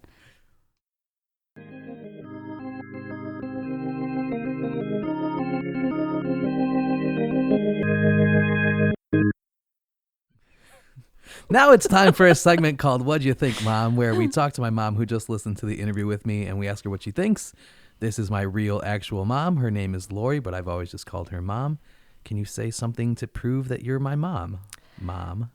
Well, Perry mentioned steel-toed shoes as something she wished that someone had told her about, how difficult those would be to procure. So I know I'm your mom, and you know I'm your mom, because we have a 34-year history of driving each other to ERs. And at the point in our lives... Who's done most of that driving, though? Let's be clear. At the point where it changed gears and you became the driver was when I probably could have used a pair of steel-toed shoes, because I fell and broke a toe so badly they needed to do surgery that I still have a pin. Did you even have your driver's license? I was 11. Shh. Can you edit that We out? were in the car. What are they going to pull me over? So what did you think of the Perry Barber interview? It threw me for a loop, because at the beginning of the conversation, I kept thinking, wait a minute, what? What? I wasn't expecting a Jeopardy champ. Before she even mentioned she was a champion on Jeopardy at the young age of 19, I was already thinking in my mind that I would call her wordsmith, because she had an ability to turn a phrase in a certain way, and her vocabulary was, Big. Yeah. I was going to say hi. I have my pinky up. But that was unexpected, to have her be a Jeopardy champion and then to requalify. And she goes in under Art Fleming and Don Pardo. Mm-hmm. Holy cow, Don Pardo was around forever. Yeah. And then passing the test again and appearing when Alex Trebek was the host. And then another huge twist from there to end up being a singer-songwriter and opening for Billy Joel and Springsteen and Hall & Oates, for those of you who remember Hall & Oates. I mean, she's in my wheelhouse of music. And that's not even it. She and Pat Benatar are the asterisks to Richard Belzer and Richard Lewis and David Brenner and Freddie Prinze. Very cool. Yeah. Catch Rising Star, that whole scene. I mean, there have been books and documentaries and stuff about that subject. So yeah, the fact that she was there, and that's not even what she's known for, Right. All of those comics that she mentioned, I mean, they were all breaking new ground in comedy. Mm-hmm. Each one has a distinctive personality and ends up on The Tonight Show with Johnny Carson and gets their break. It was very cool. Yeah, an exciting time. And then she became an umpire. Yeah. Which is why she's on this podcast. Yeah. I liked when she said that her mom drove her to her very first Little League game and she was 28. Yeah. I also love when little nuggets that we have discussed in previous podcasts pop up in new podcasts. So when she talked about one of the things she was able to do when she first became associated with the Mets, was rubbing the baseballs with Lena Blackburn baseball rubbing mud. Yeah. And I knew what that meant. It's kind of like when you buy a new car and then you see that car everywhere on the highway. Right. I wonder how often we had heard Lena Blackburn's baseball rubbing mud or heard stories about that happening without knowing what it was. And now we know what it is, and know every time that reference comes up, we're like, oh, I know what they're talking about. Yeah. I don't know that I had heard of it too many times. You probably had. Yeah, I mean, yeah, I've known it. In your research and everything. But a lot of the things that we cover, they're not so off-the-wall topics. But once they're in your brain now, you notice them everywhere. And every time they get discussed, your ears perk up and you're like, oh, I know exactly what you're talking about. Right. And they're getting really obscure sometimes. And it was interesting to hear her talk about her upbringing as a girl being raised in the late 1950s and 1960s. And what was expected of you was so different than the way I raised a daughter and the way our daughters raised daughters. The bar was low. It was a good thing if you were pleasant and if you were happy and competent and silent a lot of the time. Not too many things that describe me, but You're was happy.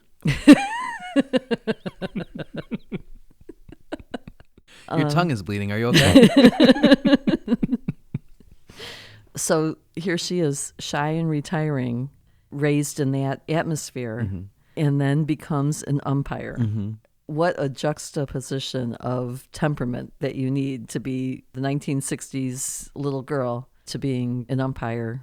That's pretty dramatic. Yeah, but I think there are kind of some similarities because as an umpire, you need to have control and you need to stand up for yourself, but you shouldn't really be outlandish and argumentative. And if a player and a manager or somebody, a coach from one of the teams comes up and starts yelling at you and arguing with you, you're not really supposed to yell back and argue back. You're kind of supposed to just take it. So it is kind of a little bit submissive. But the difference is, and I can say this as someone who was raised at that time, you are expected to defer. Mm-hmm. And as an umpire, you are not deferring. Mm-hmm. You want to be non-combative, but you want to stand your ground in terms of the decision that you made, Right. and stand behind your call. So be impervious to whatever they're going to throw at you. So that's it. Whether you taught that in words or taught that by implication, Mm-hmm. that you defer to, especially a man's opinion. So I love what Perry did, what she accomplished in her life, and how she is leading the fight to bring girls up and have them be able to take on the jobs that might not have been available to them before, Mm-hmm. because she broke that ground. Yeah, and in the interview, she mentioned Justine Siegel, who is also at the forefront of that fight. She started Baseball for All and is doing all sorts of incredible things to get girls playing baseball and jobs in baseball and make it known that it's not just for boys. If you're a girl, you can play, you can coach, you can broadcast, you can be an umpire, and all these things. It's baseball for all. It's not just baseball for boys. I love it. When you asked what exactly is an umpire's job, her answer was unexpected. What were you expecting? To call a fair game is what I would have said. Mm-hmm. And what she did say was to ensure everyone at the game has a safe place in which to enjoy it and not get hurt. Mm-hmm. And I was not expecting that, but it's an interesting perspective. Mm-hmm. I guess when I think of an umpire's role, I put that to the home plate umpire and kind of made it a more narrow focus in what's happening with the battery, Mm-hmm. whereas her answer is any umpire on the field, Right. and it's the whole park, Mm-hmm. a much larger burden. A third base umpire can still eject somebody, fans even. You can eject fans. Or last year when the pandemic was going on and there were no fans allowed in the stands, but the executives and their families sometimes were allowed in, but they all had to be wearing masks. At one game, an umpire ejected, I think, the owner of a baseball team who was up in his box not wearing a mask. And the real reason was because he was yelling at the umpire. Well, But when the umpire looked up, he was like, you're not wearing a mask? You're out of here. And so, Nice. yeah. I wonder if the chances of getting tossed out of a game have increased now that the umps only have to email the paperwork and not write it by hand. Yeah. You think? I don't know if it's because of that or because some umpires do have a tendency to kind of make things about themselves. And she even said, quote, most umpires know that the fans aren't there to see the umpire. Yeah. That implies that there are some who don't understand that. The first person I think of to this day when I hear the word umpire is Ron Luciano. Mm-hmm. And I guess he was such a personality, but he was a good personality. It was favorable. Mm-hmm. He would appear on, again, The Tonight Show with Johnny Carson.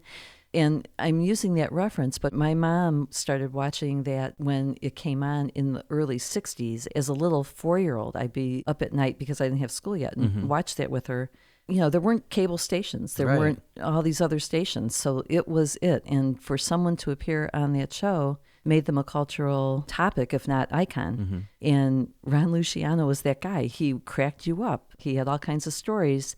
And when Perry was talking about that there are some umps who are famous off the field as well as on the field, she mentioned his name and that he had the chops to back it up. Mm-hmm. And the chops for him was in 1974, he was one of only 2 umpires who received excellent ratings by the Players Association. Mm-hmm. And that was cool. And that's what gave him the leeway to be as crazy as he was. How did I, as a little kid, know who Ron Luciano was? He made the game entertaining. Right. You know? But I think some umpires take that example and use it for evil, Right. They aren't there to necessarily make it fun, but they are there to make themselves famous. I think Perry kind of explained away Joe West and Angel Hernandez, but That's just not the reputation that they have among fans and even the players and managers. Yeah. I mean, they don't like when they see Joe West on the scorecard that he's going to be the umpire that day. Right. There were articles opening week of the 2021 season talking about how the Red Sox and the Orioles kind of feel like Joe West has it out for them. Right. You can't have that. Yeah. You're supposed to be an impartial arbiter. Well, Yeah. if you're coming into the game thinking this umpire hates our team or hates a specific player, how is that fair? Right. You know, you can't possibly perform to the best of your ability if you're at the plate thinking, I have to swing at everything because if it's 6 inches off the plate, he's going to call it a strike because he hates me. Mm-hmm. That's not okay. Absolutely. It changes the whole way the game is played and subjects the players to injury and things that shouldn't be happening because they're distracted or their head's not in the right place when they're out there playing and going up against a 100-mile-an-hour fastball. I want to go back to when she was talking about starting out and she gets through umpire school and she's doing a little league game. And when the other umps would find out that she was going to be on the crew, they wouldn't participate in the game. They didn't know her at all. All they had to know was she was the girl. But it was interesting because she talked about the next day that there were all these letters to the editor that the fans didn't want her. They didn't want a female. She wasn't calling things the way they wanted them to be called. But her takeaway from all that was how she was fascinated by the element of human nature. Yeah, and the mystery of human nature is how she worded that. Yeah. But she even admitted that she was bad that first game. Right. You know, she let a game of 11-year-olds go 3 hours. That's not what people are there for. I've sat through those. Right. And it's not fun. And yeah, they're not fun. So if you could have written a letter to the editor, you know, regardless of the umpire's gender, wouldn't you have been like, hey, speed this up? I don't know. I understand your point. I want to make a sideline point to that, which is it's a little league game. How many little league games have you attended or played in where the ump may or may not have had his driver's license or her driver's license? Because we did have some female umps back in the day. And parents would go off on these. It's crazy. Come on. What are you doing? When Perry said one of the worst things for an umpire just starting out to do is to umpire adult games. Right.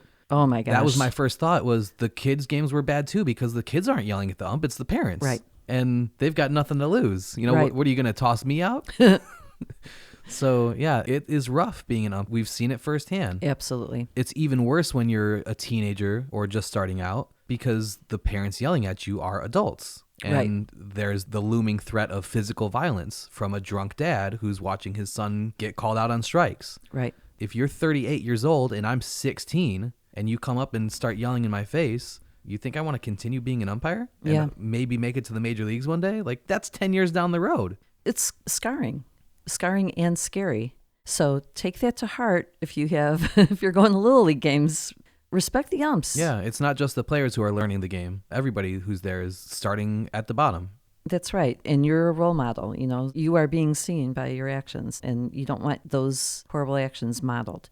And to take it another step, when I was on those teams, we look at the kid whose parent that is differently. Like, that's your dad? Yeah. So don't put your kid in that position to have to explain away your bad actions because they get ridiculed for it too, whether you see it or not.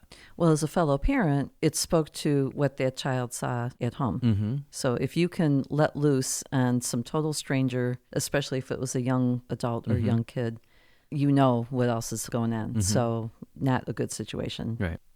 She talked about life skills learned in umpiring school. And the main thing was the invisible aspect and how important it is for a female, especially, to adopt that and be able to have that be a part of her arsenal. Because the main thing is you don't want to be bossy. You don't want to be officious. These are her words, a diva or demanding. And she nailed it on the head when she said, you use some of those words to describe a man, and he's strong and opinionated and knows what he wants. You say that about a woman, and it's a whole nother thing. It's demeaning. It's meant to be an insult. Again, a fine line. It's another layer of trying to break through that baseball umpiring field. And that's just not in baseball, too. I mean, that's a societal thing. Definitely. Yeah. Definitely. It's probably hard for women who are in their 20s to even realize that 30 years ago, this stuff was going on. 30 years ago, well, I mean, it's still going on. But what I'm talking about is in certain fields, you wouldn't have any women at all, just like umpiring.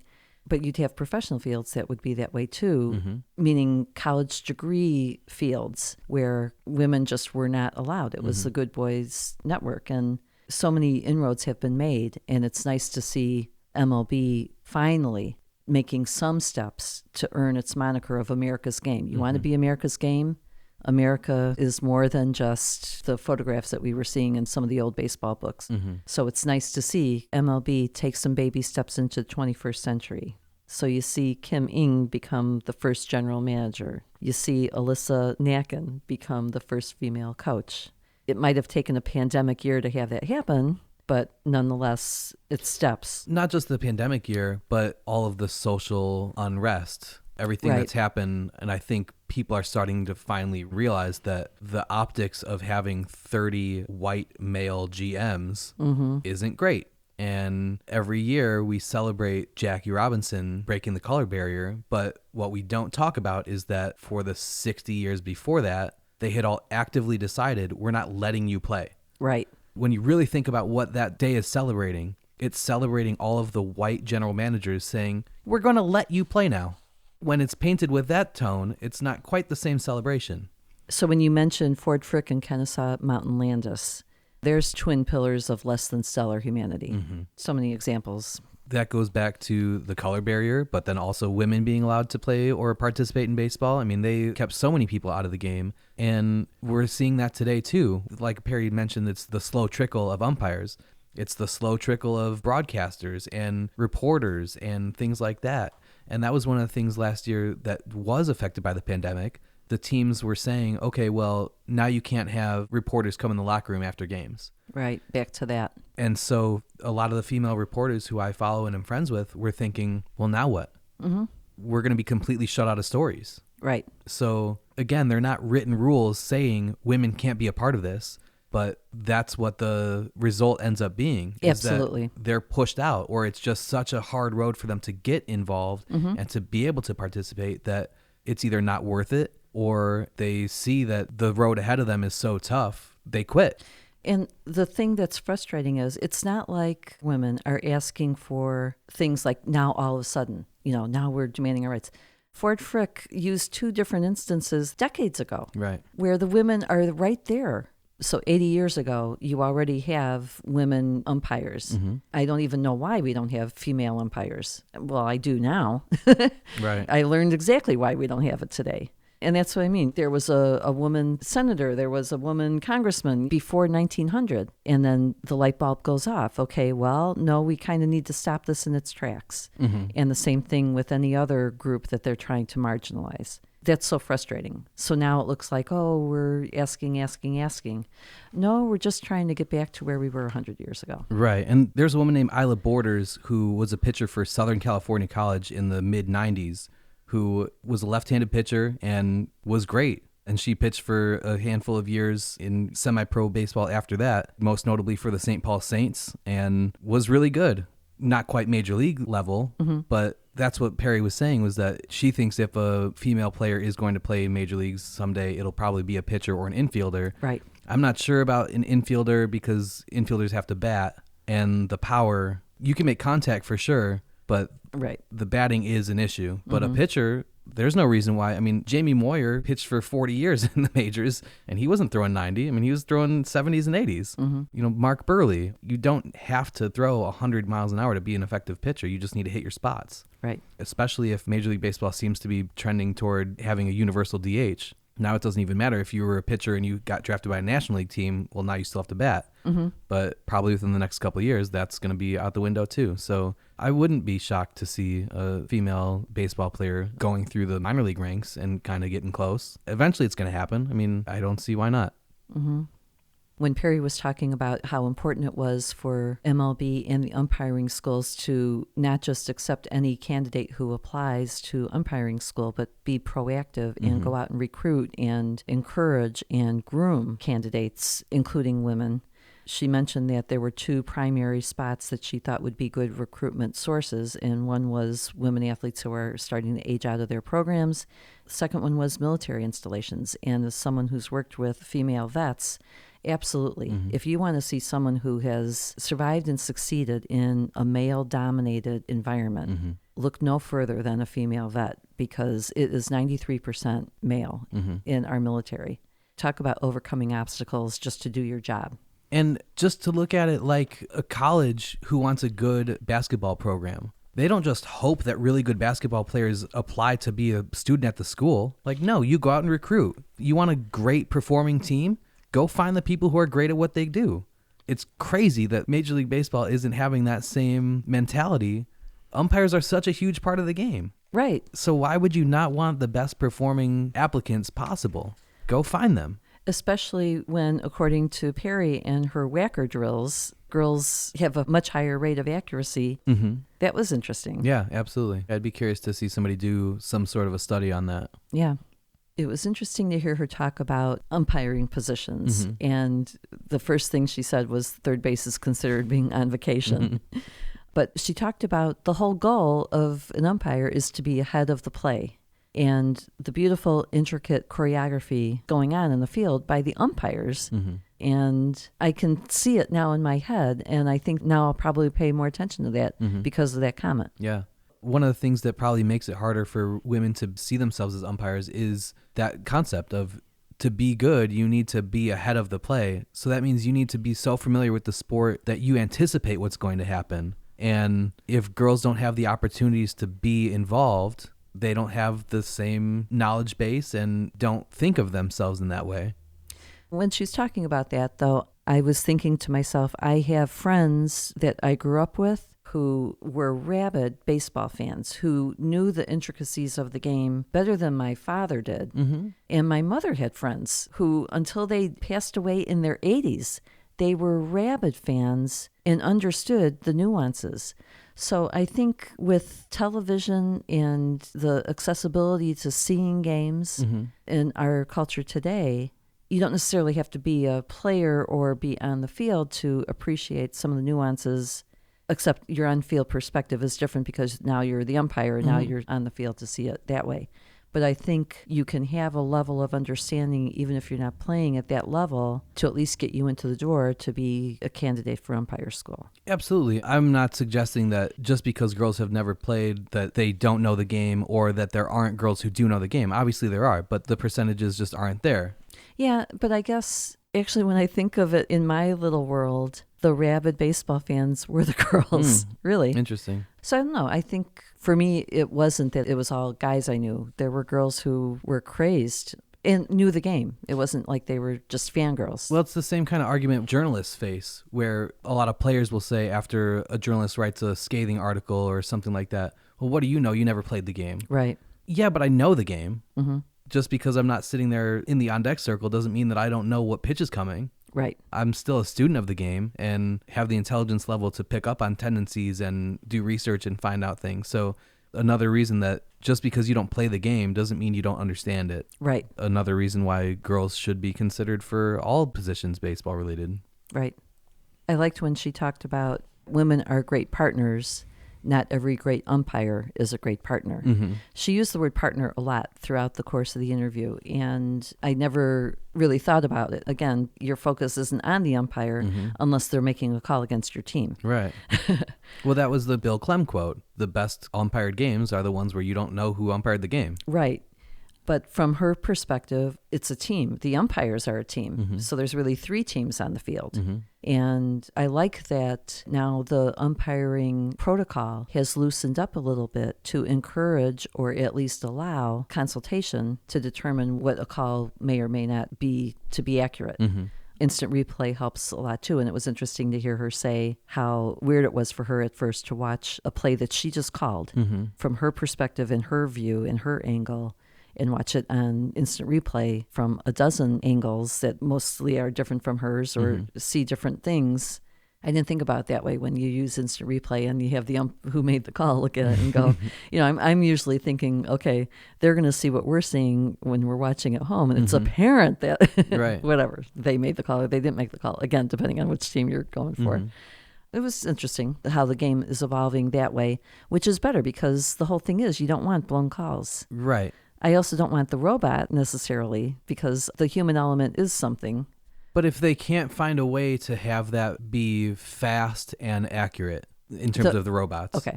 then it isn't a viable thing. And right now, the technology isn't at that place. I think I heard that one of the leagues that was using the robot strike zone, there was some glitch in it that there would be 56 footers where it would bounce in front of home plate like a curveball that just curved way too hard. And it would be called a strike because there was some glitch in that software that it couldn't pick up every single pitch.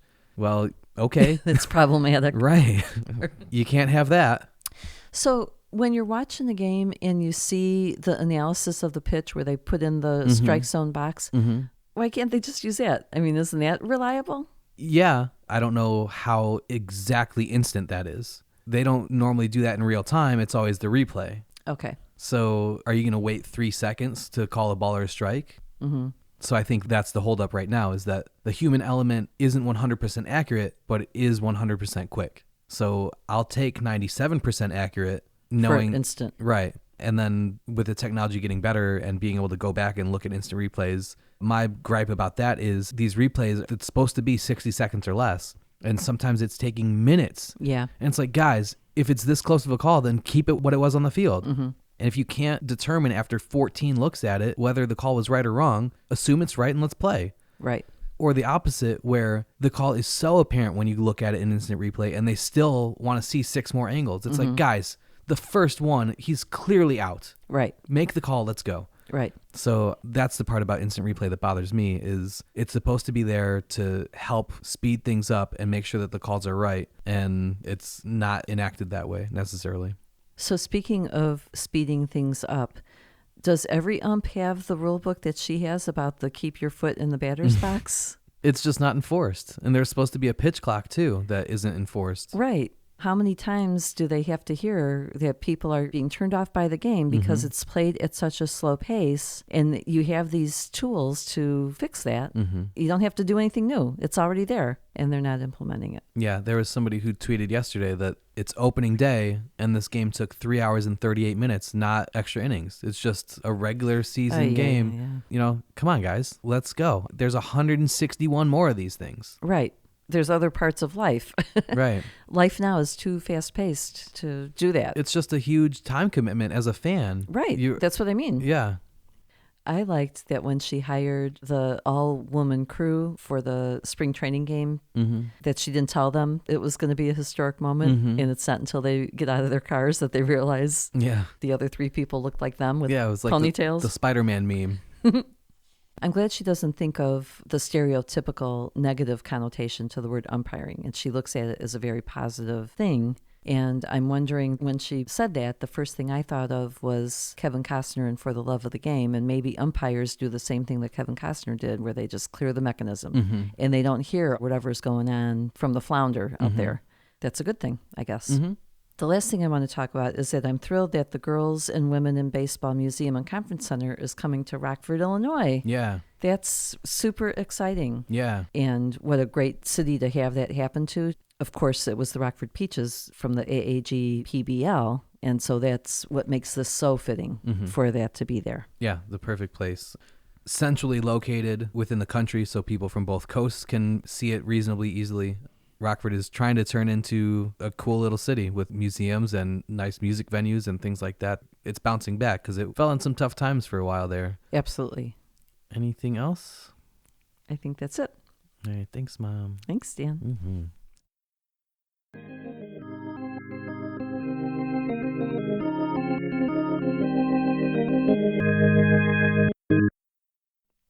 Okay, so that's it. In the introduction of this episode, I mentioned a trivia question you can answer to win something. Here's how you can do that. First, make sure you're following us on Twitter @Shoeless Podcast. Then, find the pinned tweet at the top of our profile with the link to the Perry Barber episode, which asks this episode's trivia question. The answer to the trivia question was somewhere in the episode you just finished listening to. Retweet that tweet along with your answer, and we'll announce the winner on the next episode of the podcast. You don't have to be first, you just have to be right. But make sure you're following us. We'll pick one person who answered correctly, and they'll win a few books that have to do with the subject matter of this episode. First, Women at Play, The Story of Women in Baseball by Barbara Gregorich. Second, The Umpire Strikes Back by Ron Luciano. And finally, Baseball Bafflers, Quizzes, Trivia, and Other Ballpark Challenges. So you can test your knowledge and maybe wind up as a Jeopardy champion one day just like Perry. One of the things you might learn, for instance, is that the Cleveland Indians were the first professional baseball team to hire someone to the position of general manager when they named Billy Evans to that role. But there are some other notable things about Billy Evans too. Like, before his career as an executive, he became the youngest umpire in Major League history when he was hired as an American League ump at the age of 22 in 1906. 3 years later, at age 25, he became the youngest ever to officiate in the World Series. Evans would umpire for 6 World Series in his career: 1909, 1912, 1915, 1917, 1919, and 1923. Working in an era during which most Major League games used no more than 2 umpires, and sometimes only 1, Evans single-handedly umpired 7 doubleheaders in 8 days during the 1907 season. And unlike many umpires, Evans never claimed to be infallible. He once said, "I missed a lot of decisions. At the time of making such a decision, there was no doubt in my mind as to its correctness. However, a second or two later, I felt that I erred and wished I could change my original ruling." On September 15, 1907, in the midst of a doubleheader between the St. Louis Browns and Detroit Tigers, Evans was knocked unconscious and suffered a skull fracture thanks to a bottle which was thrown by an angry spectator who must have, well, had doubt in the correctness of one of his calls. At the same time, Evans wouldn't back down when physically threatened. In September of 1921, he was involved in a bloody fistfight with Ty Cobb, who argued one of Billy's calls. Baseball historian David Anderson said the trouble began when Cobb threatened to whip Evans, quote, right at home plate, a move that would have led to Cobb's immediate suspension. Evans supposedly invited Cobb to the umpire's dressing room for some post-game festivities, and before long, the two men were brawling beneath the stands as players from both teams looked on. According to some accounts, many of Cobb's teammates rooted for Evans. After the fight, Cobb was suspended for 1 game, while Evans showed up at the next several games wearing bandages. Both men had agreed before the fight that they would not report it to league officials, but word of the incident eventually reached league president Ban Johnson. According to sports writers Daniel O'Krent and Steve Wolf, Johnson responded by saying only that he was sorry that he missed it. Evans became known as an innovator during his career with the American League. One obituary observed that he, quote, introduced something new to officiating by running down to a base where a play was made so that he would be on top of it. This has since become standard practice among Major League umpires. Evans was also aware of the increasing demands placed on umpires and strongly advocated for formal training for baseball officials, something he never received. In fact, he was among those very rare umpires who broke into the majors with little previous professional experience of any kind, and was regarded as the only umpire of his era who had never played professional baseball himself. Despite his lack of experience, Evans quickly became a mainstay, and when he retired after 1927 at age 43, his 3,319 career games ranked 5th in Major League history.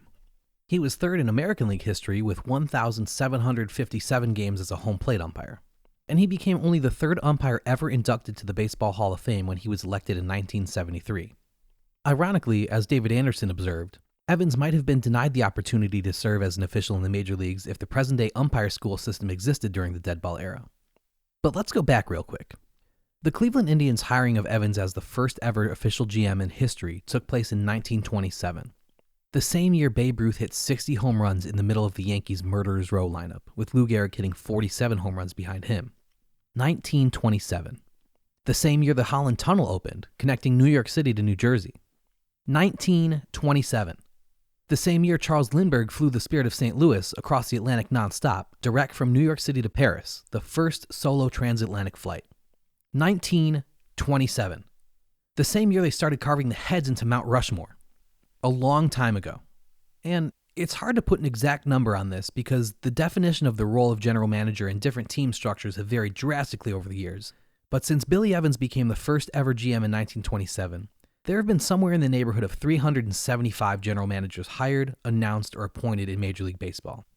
And it wasn't until November 13th, 2020, that one of those general managers hired was a woman. 1 out of 375. Some 93 years after Billy Evans became the first male GM, Kim Eng became the first female GM when she was hired by the Miami Marlins. But Eng didn't just become the first female GM in MLB history. She's the first female GM in any major North American men's professional sports league. And if that wasn't enough, Eng is also baseball's first Asian American GM, of any gender. Eng wrote her college thesis on the impact of Title IX, the groundbreaking 1972 federal law that greatly expanded women's access to sports by forbidding gender discrimination at educational institutions. She graduated in 1990 and has been in baseball ever since. Eng started as an intern with the Chicago White Sox at age 21. By 29, she became the youngest assistant GM in Major League Baseball, working for Brian Cashman and the New York Yankees. She joined the Dodgers as vice president and assistant GM in 2002, where she was reunited with GM Dan Evans, for whom she worked while she was with the White Sox.